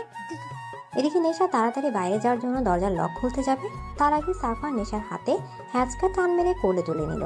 নেশা অবাক চোখে সাফারের দিকে তাকিয়ে রইল। সাফার নেশাকে শাওয়ারের নিচে এনে নামিয়ে দিল। নেশা মৃদু কণ্ঠে বলল, কি করছেন? ইস। নেশা ঠোঁটে আঙুল দিয়ে তাকে চুপ করিয়ে দিল। নেশার কোমর জড়িয়ে ধরে তাকে টেনে নিজের শরীরের সাথে মিশিয়ে নিল সাফার। নেশার গালে ল্যাপটা থাকা ভেজা চুল গাল বেয়ে ছুঁয়ে পড়া মুষলধারার পানিগুলোর মাঝে সাফার ধীরে ধীরে ডুবছে। নেশার স্নিগ্ধ ঠোঁট বেয়ে যাওয়া পানিগুলো যেন সাফার খুব বেশি টানছে। কি আছে এই মেয়ের মধ্যে? কত মেয়ে তো তার আগে পিছে ঘুরল, কত মেয়ে ওয়েস্টার্ন ড্রেস পরে তার আকর্ষণ পাওয়ার জন্য নুয়ে পড়েছিল, কিন্তু সাফার একবারের জন্য তাদের দিকে ফিরেও তাকায়নি। তারা কোনোভাবে সাফারকে তাদের মোহ ফেলতে পারেনি। কিন্তু এই মেয়ে, এই সাধারণ মেয়েটার মাঝে কি এমন আছে যাতে সাফার বারবার নেশাগ্রস্ত হচ্ছে, মাতাল হয়ে যাচ্ছে? মারাত্মক নেশা। সাফার খুঁজে পাচ্ছে এই মাতাল করা নেশাটা আসলে কি। সাফার নেশার গালে হাত রাখলো। নেশা কেঁপে উঠলো। সাফারের এই মাতাল করা দৃষ্টি সে নিজেই মাতাল হয়ে যাচ্ছে। বুকে টিপ টিপ শব্দটা যেন গর্জন করছে। ডুবে যাচ্ছে সে সাফারের মাঝে। সাফার তার হাত ধীরে ধীরে নেশার কানের পেছনে এনে তার চুলের মাঝে ডুবিয়ে দিয়ে ধীরে ধীরে নেশার স্নিগ্ধ ঠোঁটের দিকে এগোতে লাগলো। নেশার শ্বাস ঘন এলো। কি হচ্ছে তার সাথে? সাফার তার ঠোঁটের কাছাকাছি আসতে সে মুখ ঘুরিয়ে নিল। সাফার থমকে গেল। আমার ঠান্ডা লাগছে। নেশার কথা শুনে সাফার নেশার থেকে দূরে গিয়ে অন্যদিকে ঘুরে দাঁড়ালো। নেশা সেখান থেকে চলে আসতে যাবে, তার আগে সাফার নেশার হাত ধরে ফেলে। কোথায় যাচ্ছ? চোখ মুখ লাল করে বলল সাফার। আমার রুমে। সাফা নেশার হাতে হ্যাচকা টান মেরে নিজের কাছে এনে দাঁতে দাঁত চেপে বলল, ইডিয়েট, এই অবস্থায় বাইরে মেরে ফেলবো। এখানে চেঞ্জ করে নাও, আমি বাইরে ওয়েট করছি। বলে সাফার বাইরে বেরিয়ে গেল। নেশা তার যাওয়ার দিকে তাকিয়ে রইল। নেশা পুরো রুম পায়চারি করছে। আজ সারাদিন সাফার তার সাথে দেখা করতে আসেনি। গার্ড এসে খাবার দিয়ে গেছে। এত রাত হলো তবু একবারের জন্য এলো না। নেশা যেন সাফারকে দেখার জন্য পাগল হয়ে গেছে। আচ্ছা, সাফারে কি একবারের জন্য নেশাকে দেখার ইচ্ছে হচ্ছে না? কেন একবারও তাকে দেখতে এলো না? নেশা আর থাকতে না পেরে রুম থেকে বেরিয়ে গেল। গার্ডদের সাফারের কথা জিজ্ঞাসা করলে তারা নিচে যেতে বলে। নেশা ধীরে ধীরে ডাইনিং রুমের দিকে গেল। সেখানে গিয়ে যা দেখলো তাতে নেশা স্তব্ধ হয়ে গেল।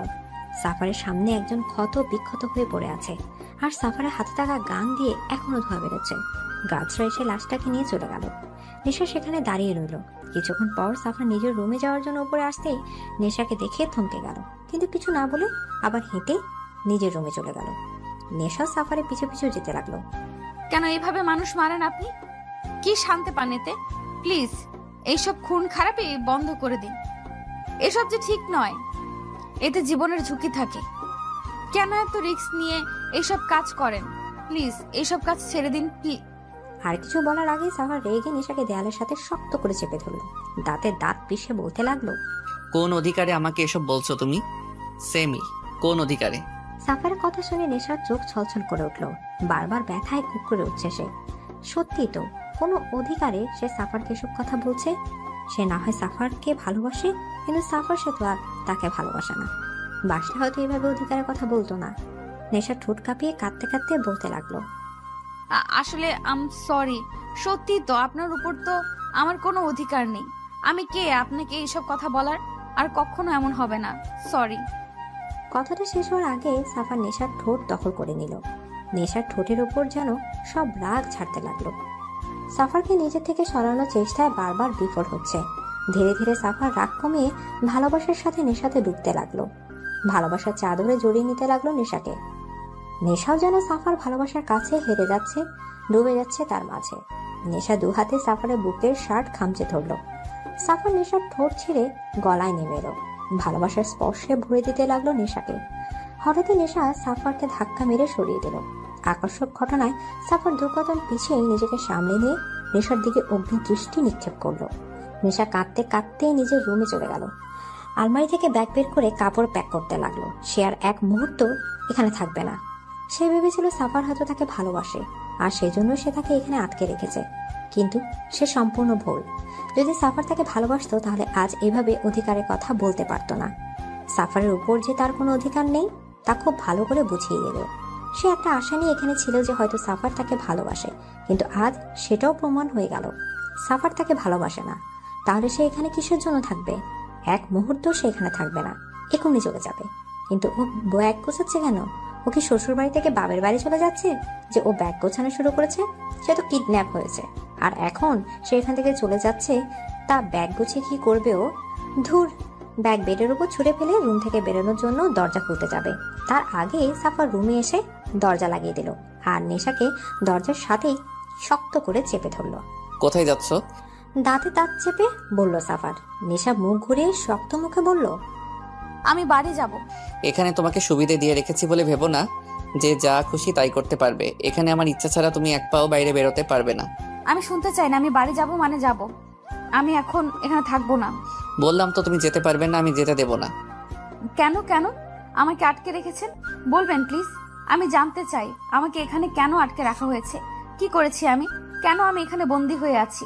কিছুক্ষণ আগেও ভেবেছিল হয়তো আপনার মনে আমার জন্য একটু হলেও ফিলিংস আছে। সেই ফিলিংসটার লোভেই তো এখানে ছিলাম। আপনার প্রতি সফট কর্নার ছিল বলেই কিডন্যাপ হওয়ার পরেও এখানে কত সহজভাবে থেকেছি আমি। কিন্তু এখন সবটা ক্লিয়ার হয়ে গেল। আমার অনুভূতিটাই তুচ্ছ ছিল। আমার আপনার কোনো অনুভূতি নেই। আমি খামোখা এত দূর ভেবেছিলাম আপনার ওপর আমার কোনো অধিকার নেই, তাই এখানে থাকারও কোনো মানে হয় না। এখন যদি মেরেও ফেলেন তাও আমি এখানে থাকবো না। আমি বাড়ি যাব, আর এক্ষুনি যাব। এদিকে নেশা কথা বলেই যাচ্ছে, আর সাফার এক দৃষ্টিতে নেশার দিকে তাকিয়ে আছে। নেশার কথাগুলো সাফারের বুকের বাঁ পাশে গিয়ে বিঁধেছে। সাফার কিছু না বলে নেশাকে তার বুকে জড়িয়ে নিল। নেশা স্তব্ধ হয়ে গেল। ইডিয়েট, এতদিনে এটাও বোঝোনি how much I love you? ভালোবাসি তোমাকে, বোঝো না তুমি? তোমার এত কাছে এসে তোমাকে বুঝিয়ে দিলাম আমার উপর তোমার অধিকার কি, তাও বুঝলে না ইডিয়েট। ভালোবাসি নেশা, খুব ভালোবাসি তোমাকে। সাফারের কথাগুলো নেশার নাক টেনে কাঁদতে লাগলো। নেশাকে কাঁদতে দেখে সাফার তাকে ছেড়ে 2 হাতে বাহু ধরে বলল, কি হলো, কাঁদছো কেন? আপনি আমাকে ভালোবাসেন না, একদমই ভালোবাসেন না। বললাম তো ভালোবাসি। ভালোবাসলে আমাকে সবসময় এইভাবে ইডিয়েট বলতেন না। ইডিয়েটদের কেউ ভালোবাসে না, আপনিও ভালোবাসবেন না। বলেই হাত দিয়ে নাক ঘষল নেশা। নেশার কথা শুনে সাফার বাঁকা হেসে তাকে আবার জড়িয়ে ধরল। তুমি ইডিয়েট, অনেক বড় ইডিয়েট, কিন্তু ইডিয়েট হলেও তুমি শুধুই আমার। আমি আমার এই ইডিয়েটকেই ভালোবাসি, আমার এই ইডিয়েটকে চাই, বুঝেছো? সাফারের কথা শুনে নেশা ফিক করে হেসে সোফার পেছন থেকে জড়িয়ে ধরল। সাফার আরো শক্ত করে নেশাকে জড়িয়ে ধরল। কতদিন ধরে এদিন অপেক্ষা ছিল সাফার। নেশাকে বুকে নেওয়ার লোভটা সেই প্রথম রাতেই হয়েছিল, যেদিন সে গাড়িতে তার বুকের মাঝে ঘুমিয়েছিল। সেই থেকে সাফার বারবার তার বুকে শুধু নেশাকে চেয়েছে। আজ তাকে নিজের বুকে পেয়ে যেন সাফারের বুকের শান্তি হিমেল বাতাস বয়ে গেল। কখনো সে নেশাকে তার থেকে দূরে যেতে দেবে না, কখনো না। এভাবে বুকে জড়িয়ে ধরে রাখবে। এদিকে পরদিন সাফার আর নেশা দুজনে একসাথে খুনসুটিতে কাটিয়ে দিল। নেশা আজ সাফারকে বাইরে যেতে দেয়নি। সারাদিন বকবক করে সাফারের কান পাকিয়ে ফেলেছে। মাঝে মাঝে সাফার ধমক দিয়ে তাকে থামিয়ে দিলেও তা শুধু ক্ষণিকের জন্যই, কিছুক্ষণ পর আবার শুরু হয়ে যায়। রাতে সাফার খাবার আনতে বাইরে যায়। খাবার নিয়ে রুমে আসতে সাফার থ হয়ে দাঁড়িয়ে আছে। নেশা একটা লাল ব্লাউজ আর পেটিকোট পরে সেই লাল শাড়িটা নিজের শরীরে শুধু পেঁচাচ্ছে। সাফারকে দেখে নেশা শাড়ি নিজের শরীর থেকে নিল।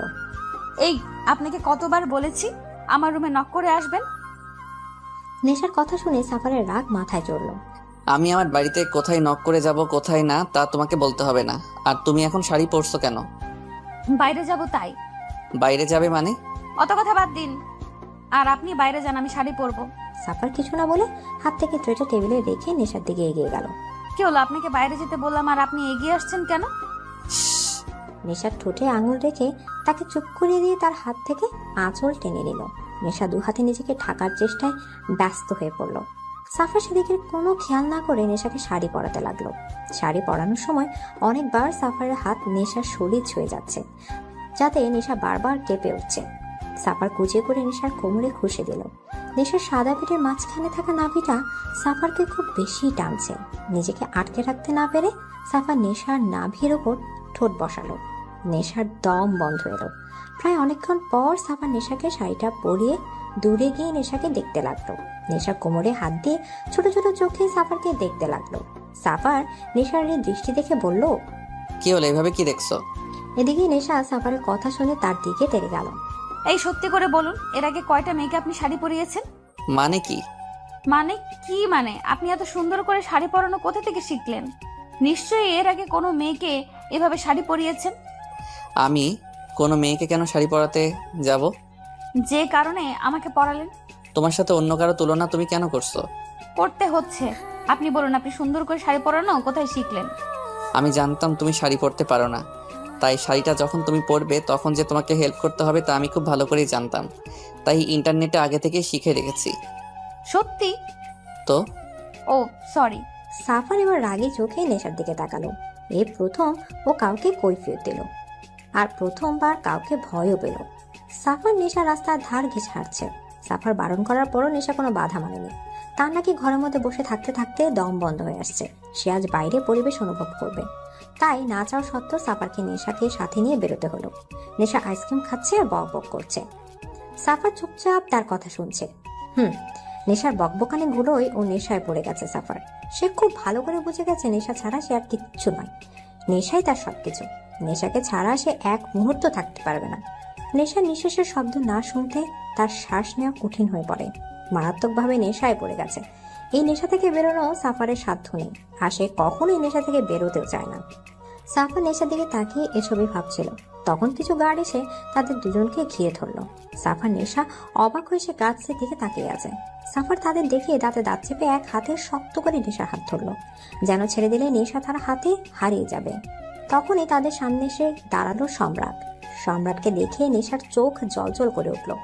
সাফারের থেকে হাত ছেড়ে দৌড়ে এসে সম্রাটের বুকে হুমড়ি খেয়ে পড়ল। পাপা, পাপা কেমন আছো তুমি? ভালো মা, তুই ভালো আছিস তো? তোর কোনো ক্ষতি হয়নি তো?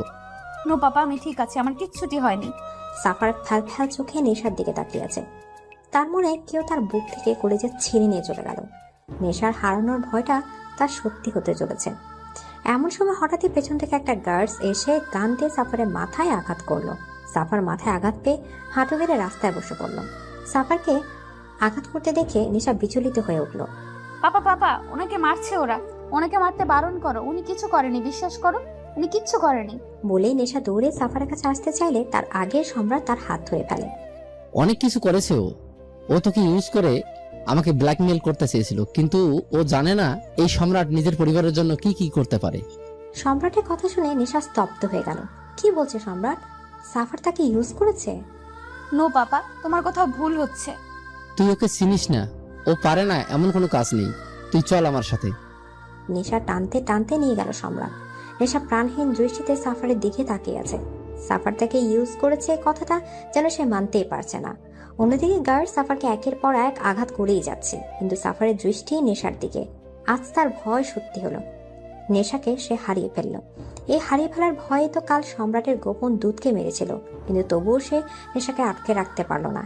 নেশা চলে গেলে সাফার দাঁত মুখ শক্ত করে গার্ডসদের দিকে তাকায়। গার্ডসরা ভয়ে একটু পিছিয়ে যায়। পরের দিন নেশা ভার্সিটি যাওয়ার নামে সাফারের বাড়ি যায়। নেশা রুমে ঢুকে দেখে সাফার অন্য পাশে ঘুরে দাঁড়িয়ে আছে। সাফার পকেটে 2 হাত রেখে থাই গ্লাস ভেদ করে বাইরের শহর দেখতে ব্যস্ত। এমন সময় কাঁধে কারো স্পর্শ পেয়ে পেছনে ঘুরে যাকে দেখলো তাতে সাফার শকড। নেশা তার সামনে দাঁড়িয়ে আছে, সেজন্য বিশ্বাসই করতে পারছে না। সাফারের মাথায় ব্যান্ডেজ দেখে নেশার চোখ ছলছল করে উঠল। নেশা, কেন ঠকালেন আমায়? কি বলছো এসব? ভালোবাসার নামে ইউজ করলেন আমাকে। কেন আপনাকে ভালোবাসার এত বড় শাস্তি দিলেন আমাকে? নেশা, বিশ্বাস করো আমি তোমাকে ব্যবহার করিনি। বন্ধ করুন আপনার নাটক। এখনো কি আপনার কার্যসিদ্ধি বাকি? এখন আমাকে ইউজ করতে চাইছেন? ভালোবাসার নামে মিথ্যা কথা না বললেও পারতেন। কিডন্যাপ করে এনে দড়ি দিয়ে বেঁধে রাখতেন, সারাদিন না খাইয়ে রাখতেন, তাতেও তো হতো। হ্যাঁ, কষ্ট হতো আমার, কিন্তু এতটাও হতো না। আমার যে দম বন্ধ হয়ে আসছে। আপনি কি করে পারলেন আমার অনুভূতিগুলো নিয়ে খেলতে? নেশা, একবার আমার কথাটা শোনো। বলে যে নেশাকে ধরতে যাবে তখনই নেশা সরে গেল। Don't touch me. আমারই ভুল ছিল, আমি আপনাকে ভালোবেসেছি, ভুলে গেছিলাম আপনি একজন মাফিয়া। মাফিয়ারা সবসময় স্বার্থপর হয়। যারা নিজ স্বার্থে মানুষ খুন করতে পারে তারা কিভাবে কাউকে ভালোবাসতে পারবে? নেশা, আমি শুধু আপনাকে এক ঝলক দেখার জন্য এসেছিলাম। দেখা হয়ে গেছে, আমি চলে যাচ্ছি। আর কখনো আমার দেখা হবে না। আমি আপনার মুখও দেখতে চাই না। বলেই নেশা রুম থেকে বেরিয়ে গেল। নেশা, নেশা লিসেন টু মি। সাফার পেছন থেকে ডাকার পরও নেশা তার কোনো কথা না শুনে বাড়ি থেকে বেরিয়ে গেল। সাফারের এখন নিজেকে অসহায় মনে হচ্ছে। যেভাবেই হোক নেশার রাগ ভাঙাতেই হবে। নেশা তাকে ভুল বুঝেছে, এটা সে কিছুতেই মানতে পারছে না। যে করে হোক নেশাকে বোঝাতে হবে সাফার সত্যি তাকে কতটা ভালোবাসে। নেশা দোটানায় পড়েছে। কি করবে ও? কাকে বিশ্বাস করবে? তার বাবা তাকে কখনোই মিথ্যে বলবে না, সেটা সে খুব ভালো করেই জানে। অন্যদিকে সাফারকেও অবিশ্বাস করতে পারছে না। কোন দিকে যাবে? নেশা সাফারকে ছাড়া থাকতে পারবে না। যতই হোক ভালো তো তাকেই বাসে। নেশা ভার্সিটি থেকে বেরোনোর সময় ভার্সিটির দরজা চোখ পড়তেই অবাকের সপ্তম আকাশে পৌঁছালো সে। এসে কাকে দেখছে? এ কি সাফার? সত্যি কি তার সামনে সাফার দাঁড়িয়ে আছে? ভার্সিটির সামনে কালো টি শার্টের উপর কালো শার্ট আর কালো গ্যাভার্ডিং এর প্যান্ট, চোখে কালো সানগ্লাস পরে কালো বাইকের উপর বসে আছে। পুরো হিরো লাগছে। নেশাকে দেখে বাইক থেকে উঠে দাঁড়ালো। নেশা এভাবে সাফারকে দেখে কিছুক্ষণের জন্য থ মেরে গেল, পরক্ষণে নিজেকে সামনে তার থেকে চোখ সরিয়ে সোজা হাঁটতে লাগলো। 4-5 গার্ড তাকে ঘিরে রেখেছে। ভার্সিটির বাইরে বেরোতে সাফা নেশার দিকে এগিয়ে এলো। সাথে সাথে নেশার গার্ডসরা সাফারের বাহু ধরে তাকে আটকালো। সাফারের গায়ে হাত দেওয়ার সাথে সাথে সাফার চোখ মুখ শক্ত করে তাদের দিকে তাকালো। কোথা থেকে কয়েকটা গার্ড এসে নেশার গার্ডদের ঘিরে ধরলো। তারা 4 জন আর সাফারের গার্ড 8 জন। কিভাবে পারবে তারা? নেশা তাদের এই অবস্থা দেখে সাফারের দিকে রাগে লোক ছুড়ে দিয়ে গাড়িতে বসতে গেলে সাফার নেশা হাতে হ্যাচকে টান মেরে তাকে গাড়ির সাথে চেপে ধরলো। কি করছেন? কি ছাড়ুন আমাকে। না, ছাড়বো না, তোমাকে আমার কথা শুনতে হবে। আপনার কোনো কথাই শুনবো না আমি, ছাড়ুন আমাকে। Shut up and listen to me idiot. I love you. I love you forever and ever. কেন বুঝছো না? আমি তোমাকে ইউজ করিনি, ভালোবাসি তোমাকে। সেই প্রথম দিন থেকে তোমাকে ভালোবাসি। তোমার অভ্যাস হয়ে গেছে আমার। তোমার উপর বিরক্ত না হলে যে আমার ভালো লাগে না, তোমার বকবক না শুনলে যে আমার ভালো লাগে না। নেশা, তোমাকে যদি আমার ব্যবহার করার হতো তাহলে অনেক দিন আগে সেটা করতাম। যখন জেনেছিলাম তুমি সম্রাট খানের মেয়ে, তখন আমি তোমাকে ইগনোর করতে শুরু করেছিলাম। তোমার থেকে দূরে যেতে চেয়েছিলাম, কিন্তু পারিনি। তোমার থেকে দূরে থাকতে পারিনি। আমি জানি তোমার বাবা কখনোই আমাদের মেনে নেবে না, তাই আমি তোমায় আমার কাছে নিয়ে গিয়েছিলাম তোমার বাবাকে ব্ল্যাকমেল করার জন্য নয়। যদি এরকমটাই হতো তাহলে আমি নিশ্চয়ই ওনার দুর্বলতার সুযোগ নিতাম, কিন্তু আমি তা করিনি। আমি পিছু সরে এসেছি শুধু তোমার জন্য, তোমাকে ভালোবাসি বলে। প্লিজ আমাকে ভুল বোঝো না নেশা, আমি সত্যি তোমাকে ভালোবাসি। হয়েছে, আপনার ড্রামা শেষ হয়েছে। আমাকে ইউজ করা এখনো বাকি আছে আপনার, যে এখনো ড্রামা চালিয়েই যাচ্ছেন। দেখুন, যদি আপনার সেরকম কোনো ইন্টেনশন থাকে তো আমাকে আপনি সোজাসুজি বলে দিচ্ছি, আমি আর আপনার এই ফাঁদে পা দিচ্ছি না। আমি অতটাও বোকা নই যে আবার আপনার কথায় চলে আসবো। আমি ছাড়ুন আমাকে। এদিকে বলে ঝটকা মেরে নিজেকে ছাড়িয়ে দিয়ে গাড়িতে বসলো নেশা। আমার গাছদের যেতে দিন নেশা আমার কথা। প্লিজ, আমি কোনো কথা শুনতে চাই না। এবার সাফারের রাগে মাথা ফেটে যাচ্ছে। রাগের মাথায় পা দিয়ে কারে এক এক লাথি মারা শুরু করলো। নেশা প্রত্যেকটা লাথিতে ভয় কেঁপে উঠছে। কাজতে ছেড়ে দিলে নেশার গাড়ি চলে যায়, কিন্তু সাফারের রাগ তো কিছুতেই কমছে না। কিছু শেষ করে দেওয়ার ইচ্ছা করছে। রাতে সাফার নিজের রুমে বসে ড্রিঙ্কস করছে। ওই মেয়ের সাহস হলো কি করে আমাকে ইগনোর করার? আমাকে সাফারকে ইগনোর করলো ও? আমাকে বলছে আমি ড্রামা করছি। How dare she! কি যোগ্যতা আছে ওর এই সাফারের ভালোবাসা পাওয়ার? ওর থেকেও হাজারটা ভালো মেয়ে আমার পেছনে ঘুরে। ও ইজ শি? ওকে আমাকে ইগনোর করার? এত করে বলার পরেও শুনলো না। ওকে শুনতে হবে না। এই সাফার কারো পরোয়া করে না। ওর মতো তুচ্ছ মেয়ে আমি কেন কষ্ট পাবো? ওর থেকে হাজার গুণে ভালো মেয়ে আমার কাছে আসার জন্য মরে যাচ্ছে। আমি কিনা তাকে মানানোর জন্য গেলাম। This is too much. আর কখনো ওই মেয়ের কথা ভাববো না আমি। চলে গিয়েছে তো কি হয়েছে? এই সাফারে কারো পরোয়া করে না। আর কখনো যাব না ওর কাছে কখনো। ইডিয়েট একটা। পরের দিন বিকেলে নেশার বাড়ির সামনে সাফার বাইক নিয়ে দাঁড়িয়ে আছে। নেশা আজ ভার্সিটি যায়নি, যার কারণে তাকে বাড়িতে আসতে হলো। সে কখন থেকে বসে আছে সাফার, কিন্তু নেশার টিকিটেরও দেখা মিলছে না। ও এক দৃষ্টিতে নেশার রুমের বারান্দার দিকে তাকিয়ে আছে। এমন সময় নেশা দু হাত উপরে করে হামি নিতে নিতে বারান্দা এলো।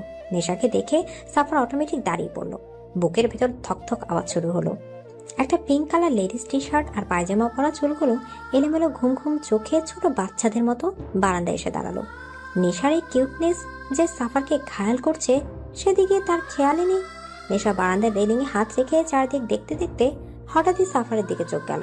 সাফারকে দেখে নেশা ভূত দেখার মতো চমকে উঠে দূর দূর করে সোজা রুমে চলে যায়। এসে কাকে দেখলো? স্বপ্ন দেখছে না তো?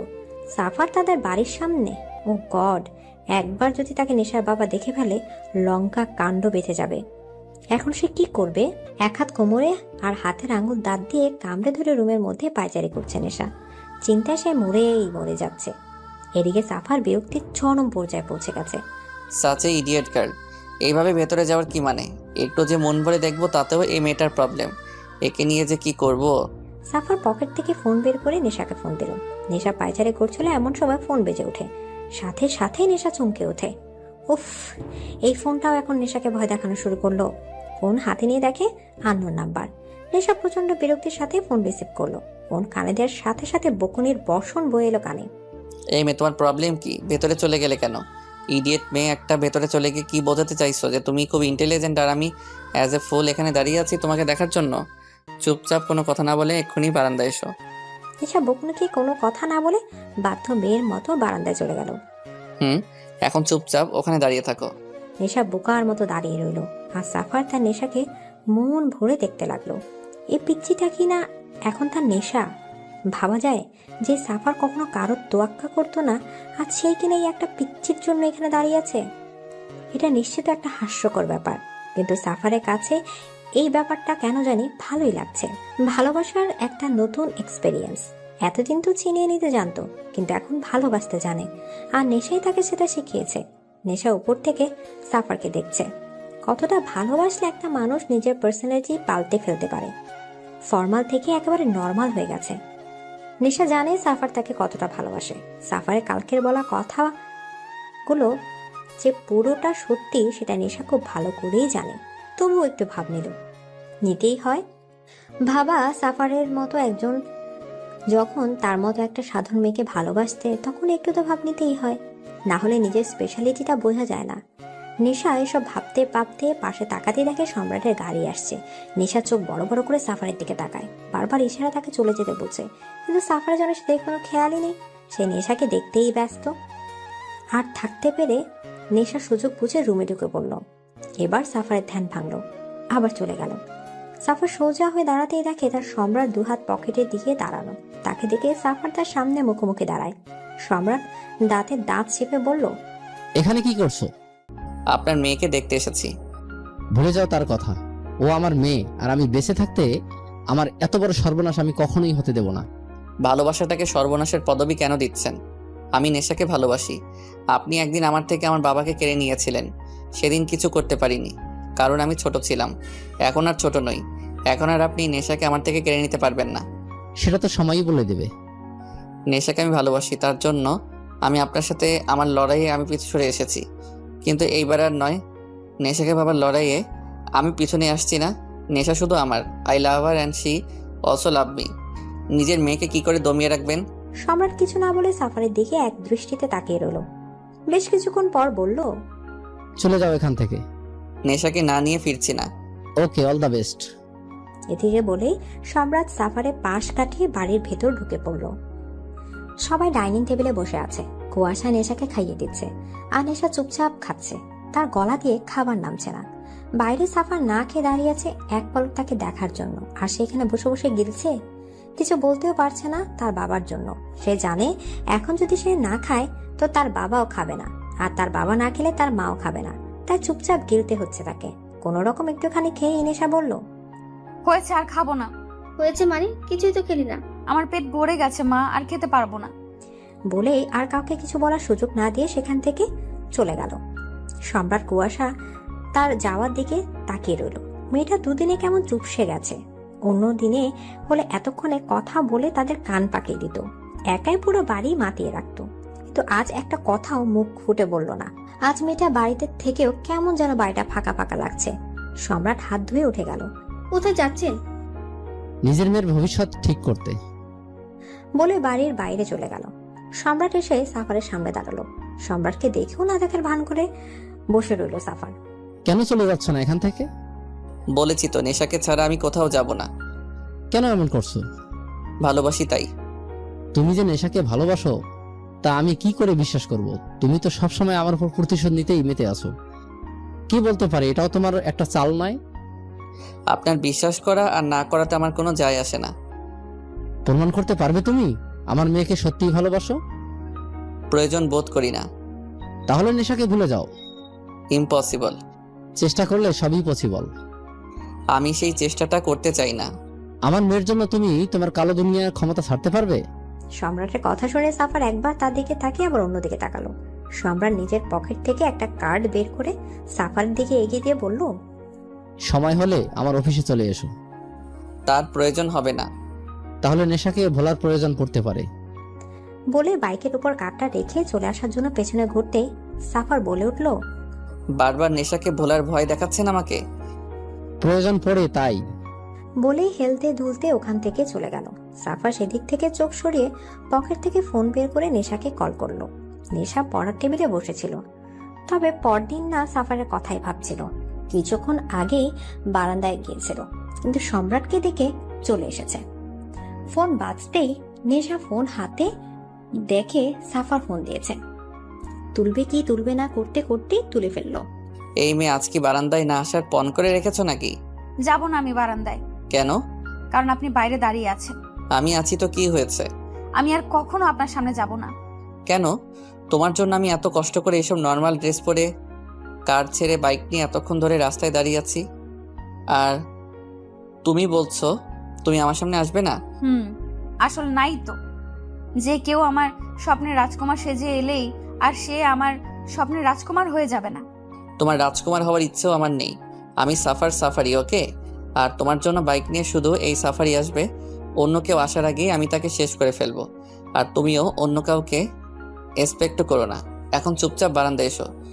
যাব না। তুমি আসবে নাকি আমি যাব? কোথায়? তোমার রুমে। কিভাবে আসবেন? তুমি খুব ভালো করেই জানো এই সাফার কি করতে পারে। তুমি বাইরে আসবে নাকি আমি ভেতরে যাব? তার কোনো প্রয়োজন হবে না, আমি আসছি। নেশা বাধ্য মেয়ের মতো বারান্দায় এসে দাঁড়ালো। এই লোকের কোনো গ্যারান্টি নেই, বলার সাথে সাথে রুমে চলে আসতে পারে। কিন্তু নেশা একদমই এই রিস্ক নিতে চায় না। নেশা, তোমার আজ খুব সুন্দর লাগছে। কথাটা শোনার সাথে সাথে নেশার বুক ধক করে উঠল। সাফার এক দৃষ্টিতে তার দিকে তাকিয়ে আছে। নেশা কোনো রকম কাপা গলায় বলল, চলে যান প্লিজ। এই দূরত্বটা সহ্য হচ্ছে না নেশা, তোমার অভ্যাস হয়ে গেছে আমার। নেশা চুপ করে সাফারের কথা শুনছে। খুব তাড়াতাড়ি তোমায় নিজের করে আনবো, আই প্রমিস ইউ। বলে ফোন রেখে দিল সাফার। নেশার থাকতে না পেরে রুমে চলে গেল। তার খুব কান্না পাচ্ছে। সাফারের প্রত্যেকটা কথায় মায়া জড়ানো আছে, যা তাকে সাফারের কাছে ভীষণ ভাবে টানছে। সাফারও চুপচাপ বাইক স্টার্ট দিয়ে সেখান থেকে চলে গেল। কিছুদিন পর সাফার সম্রাটের অফিসে এসে হাজির হলো। রিসেপশনে গিয়ে সম্রাটের কেবিন নাম্বার নিয়ে সেদিকে গেল। সম্রাট নিজের কেবিনে বসেছিল। সিটি ফুটেজে সাফারকে আসতে দেখে বাঁকা হেসে বলল, আমি জানতাম তুমি আসবে সাফার। এবার দেখো এই সম্রাট এখন কি করে। সাফার সম্রাটের কেবিন খুঁজে ভেতরে ঢুকে পড়ে। কারো কেবিনে আসতে হলে নক করে আসতে, আর যারা এটা জানে না তাদের ম্যানারলেস বলা হয়। সাফার সম্রাটের কথা শুনে নিজের রাগ দমন করে আবার দরজার কাছে গিয়ে বলে, মে আই কাম ইন? কথাটা কেমন জানি ফিল হলো না আমার। এদিকে সাফার দাঁতে দাঁত চেপে চোখ বন্ধ করে নিজের রাগ গিলে বলল, may I come in sir? Yes come. এদিকে সাফার কেবিনে ঢুকে বসতে যাবে, তখনই সম্রাট বলে উঠল। আমি বসার অনুমতি দেইনি। সাফার এবার না বসে দাঁড়িয়ে রইল। আপনি আমাকে আসতে বলেছিলেন, আমি এসেছি। তোমার কাগজপত্র কিসের? তোমার শিক্ষাগত যোগ্যতা কি সেটা তো আমাকে জানতে হবে, না হলে আমি তোমাকে কিভাবে কাজে রাখি বলো। কোনো কাগজপত্রের প্রয়োজন নেই, ইচ্ছে মতো একটা কাগজ দিলেই হবে, তবে সেটা আমার লেভেলের হওয়া চাই। Are you sure? সাফার কিছু বলল না। ওকে, আমি দেখছি তোমাকে কি কাজ দেওয়া যায়। সম্রাট নিজের টেবিলে থাকা ঘন্টাটা বাজালো। কিছুক্ষণ পর এরই মধ্যে একজন পিয়ন এসে বলল, আসতে পারে স্যার? Yes come in. জি স্যার, ডেকেছিলেন? একে নিজের সাথে নিয়ে যাও, ও এখন থেকে তোমাদের ওয়ার্ডে কাজ করবে। আর হ্যাঁ, ওকে একটা ড্রেসও দিয়ে দিও। হোয়াট, কি বলছেন এসব? আমি ওদের ওয়ার্ডে কাজ করব মানে? হ্যাঁ, আমার মতে তোমার শিক্ষাগত যোগ্যতা অনুযায়ী তোমাকে কাজ দিচ্ছি, অ্যান্ড একদম তোমার লেভেলের। সাফার রেগে দুহাত টেবিল রেখে বলল, what do you mean me Samrat? I mean to say, আজ থেকে তুমি একজন পিয়ন। অনেকদিন ধরে সাফার সম্রাটের অফিসে পিয়নের কাজ করে। একই তো সে এসব কাজ অভ্যস্ত নয়, তার উপর আবার তার নিজের রাগের উপর কন্ট্রোল নেই। তাই যখন তার কিছু কাজে ভুল হয় আর কেউ তাকে সেটার জন্য কথা শোনায়, সেদিন এই লোকের দিন খুব খারাপ হয়। কারণ সাফার হয় তার নাক ফাটায়, না হয় তার মাথা ফাটায়। কি আর করা, একজন মাফিয়া যখন ভালো মানুষের জগতে, তখন এমনটা হওয়া স্বাভাবিক। সম্রাট সাফারের এসব ব্যবহারে তার সামনে স্ট্রিক্ট থাকলেও নিজের কেবিনে এসে একা ঠিকই হেসে কুপকাত হয়। কারণ একটা সময় ছিল যখন সে নিজেও বারবার এই ঘটনার সম্মুখীন হয়েছে। আজ সে আর একজনকে দেখছে ঠিক তারই মতো। হঠাৎ একদিন সম্রাট সাফারকে নিজের কেবিনে ডেকে পাঠায়। সাফার এলে তার সামনে টেবিলে একটা কার্ড ছুঁড়ে মারে। সাফার কার্ডটা হাতে নিয়ে বলে, হোয়াট ইজ দিস? বিয়ের কার্ড। বিয়ের কার্ড? কার? নেশার। হোয়াট, কি বলছেন কি আপনি? নেশার বিয়ে মানে? নেশার বিয়ে মানে নেশার বিয়ে, এতে না বোঝার মতো কি আছে। আর ছেলে আমার ভীষণ পছন্দের, তাই দেরি না করে বিয়ের ডেট ফিক্স করে দিয়েছে। বিয়ের দিন চলে এসো। আপনি মজা করছেন আমার সাথে? আমি নেশার জন্য এখানে পড়ে আছি আর আপনি বলছেন নেশার বিয়ে, আবার সেই বিয়েতে আমাকে ইনভাইটও করছেন। কেন ইনভাইট করা উচিত হয়নি বুঝি? তবে আমার তো মনে হয় সেই বিয়েতে তোমার থাকাটা খুব দরকার। ইনফ্যাক্ট চিফ গেস্ট হয়ে থাকা দরকার তোমার। বন্ধ করুন আপনার এসব মজা। আমি এতদিন এত সব কিছু সহ্য করছি শুধুমাত্র নেশাকে পাওয়ার জন্য। ওয়েট, কি বললে তুমি? তুমি আর সহ্য করছো? একটা কথা তোমাকে ক্লিয়ার করে দেই, তুমি কিছু সহ্য করনি, বরং আমি তোমাকে সহ্য করেছি। ওকে? আর এখন আমার সহ্যের সীমা ছাড়িয়ে গেছো। সো আমি তোমার উপর কিছুতেই ডিপেন্ড করতে পারি না। তাই তুমি এখন থেকে অফিসে না আসলেই খুশি হব। আর হ্যাঁ, বিয়েতে অবশ্যই মনে করে চলে আসবে। Best of luck. বলে সম্রাট বেরিয়ে যেতে লাগলো। আর সাফার পেছন থেকে চেঁচিয়ে বলল, আপনি যাই করুন না কেন, নেশা শুধু আমার, আর আমি তাকে অন্য কারো হতে দেব না। এর জন্য আমার যা করা উচিত আমি তাই করব। আর পছন্দ করা ছেলেকেও আমি শেষ করে দেব। কেউ নেশার দিকে চোখ তুলে তাকানোর সাহসও পাবে না। She is only mine, got it? সম্রাট সাফারের কথা শুনে একটু থেমে বাঁকা হেসে ওখান থেকে চলে গেল। সাফারের রাগে মাথা ফেটে যাচ্ছে, সবকিছু শেষ করে দেওয়ার ইচ্ছা হচ্ছে। হাতে থাকা কার্ডটা ছেঁড়ার প্রস্তুতি নিতেই মনে হলো, আগে দেখে তো নিক যে কোন ইডিয়েট তার কাছে তার নেশাকে কাটতে চাইছে? সাফার খাম থেকে কার্ড বের করে মাথা ঘুরতে লাগলো। সে স্বপ্ন দেখছে না তো? এ তো নেশার পাশে তারই ছবি, তারই নাম। তার মানে সম্রাট তার সাথে নেশার বিয়ে। সাফার বাম হাতে মাথার পেছনে চুলকাতে চুলকাতে ভাবছে, এই শ্বশুর নামক প্যারাটা তো তাকে নাকানি চুবানি খাইয়ে ছাড়লো। আজ সাফার আর নেশার বিয়ে সম্পন্ন হলো। বিদায়ের সময় নেশা তার মাকে জড়িয়ে ধরে অনেক কেঁদেছে। কুয়াশা তার চোখের জল মুছিয়ে দিয়ে বাইরে নিয়ে এলো। কুয়াশা নিজেই ভেতর থেকে ভেঙে পড়ে, কিন্তু মেয়ের সেটা সে প্রকাশ করতে চায় না। নেশা গিয়ে তার বাবাকে জড়িয়ে ধরলো। সম্রাট এক হাতে তার মেয়েকে জড়িয়ে ধরে সাফারকে উদ্দেশ্য করে বলল, মনে করো না আমাদের লড়াই এখানেই শেষ, এখন তো শুধু শুরু। এই লড়াই সারা জীবন চলবে আমাদের মাঝে। তার কথা শুনে কুয়াশা নেশা দুজনে অবাক হয়ে তাদের দিকে তাকালো। সাফার শান্ত দৃষ্টিতে সম্রাটের দিকে তাকিয়ে রইল। সে জানে সম্রাট কোনো লড়াইয়ের কথা বলছে। যখন আপনার মেয়েকে পাওয়ার লড়াইয়ে আমি জিতেছি, তাকে ভালোবাসার লড়াইয়েও আমি জিতবো। All the best my son in law. Thanks. এই কথাটা কেমন জানি ফিল হলো না আমার। থ্যাঙ্কস বাবা। সম্রাট সাফারকেও জড়িয়ে ধরল। আজ সম্রাটের চোখের কোণে জল জমেছে। সেটুকু সবার আড়ালে মুছে নিয়ে নেশাকে গাড়িতে উঠিয়ে দিল। সাফারও উঠে বসলো। গাড়ি তার আপন মনেই চলতে লাগলো। সম্রাট কুয়াশা দাঁড়িয়ে তার মেয়ের যাওয়া দেখতে লাগলো। আসলে সময় কত তাড়াতাড়ি বয়, তাই না? আমাদের সেই ছোট্ট নেশাটাকে আজ আমরা বিদায় দিয়ে দিলাম। ও সুখে থাকবে তো? বলে কুয়াশা নিজের চোখের জল মুছল। সম্রাট এক হাতে কুয়াশাকে জড়িয়ে ধরে বলল, আমি সাফারের চোখে সেই ভালোবাসাটা যা এক সময় তোমার জন্য আমার মনে ছিল। আমি আমার মেয়ের জন্য কখনো ভুল সিদ্ধান্ত নিতে পারি না। আমি নিশ্চিত সাফার তাকে নিশ্চয়ই সুখে রাখবে, হয়তো আমাদের থেকেও বেশি। এদিকে সাফার নেশাকে কোলে নিয়ে রুমে ঢুকলো। গাড়িতে কাঁদতে কাঁদতে প্রায় ক্লান্ত হয়ে গেছে মেয়েটা। নেশাকে বেডের উপর শুইয়ে তার উপর একটু ঝুঁকে বসলো। আজ আমার অপেক্ষার শেষ হলো। আজ আমি তোমার একদম নিজের করে পেলাম। তবে জানো তো, আমি তোমাকে নিজের করে পাওয়ার জন্য কখনো বিয়ের কথা ভাবিনি। যদি এই জিনিস আগে আমার মাথায় আসতো, তবে অনেক আগেই তোমাকে বিয়ে করে ফেলতাম। তখন দেখার এই প্যারা, মানে বাবা আমাকে কি করে না মেনে থাকতো। নেশার দিকে তাকিয়ে সাফার উঠে গেল। তার বাবাকে ফেরা বলার কারণে যে নেশা রেগে গেছে তা ভালো করে বুঝতে পেরেছে সাফার। তাই প্রসঙ্গ পাল্টানোর জন্য বলল, নেশা তুমি ফ্রেশ হয়ে নাও। এই ভারী সাজে আর কতক্ষণ থাকবে? কেন, আমাকে কি এই সাজে ভালো লাগছে না বুঝি? নেশার কথা শুনে সাফার নেশার একদম কাছে গিয়ে বলল, তুমি যদি পেতনির সাজেও থাকো, তাহলেও আমি তোমার নেশাতে ডুবে থাকবো, যেমনটা এখন আছি। নেশা সাফারের কথা শুনে কিছুক্ষণ চুপ থেকে রেগে সাফারের বুকে মারতে মারতে বলল, ইউ, আপনি আমাকে পেতনি বললেন? সাফার হাসতে হাসতে নেশার হাত দুটো টেনে বেডে শুয়ে দিয়ে তার উপর আধশোয়া হয়ে বলল, তুমি পেতনি হলেও শুধুই আমার, বুঝেছো? বলে নেশার নাকে নাক ঘষল সাফার। তার কথা শুনে নেশার লজ্জায় যায় যায় অবস্থা। নেশার লজ্জা মাখা মুখ থেকে সাফারের সবকিছু এলোমেলো হয়ে গেল। তার আর কোনো দিকে খেয়াল নেই। সে শুধু এখন নেশাতেই ডুবতি আর নেশায় মেতে আছে। ওরা ভালোবাসার নেশায় মেতে থাকুক।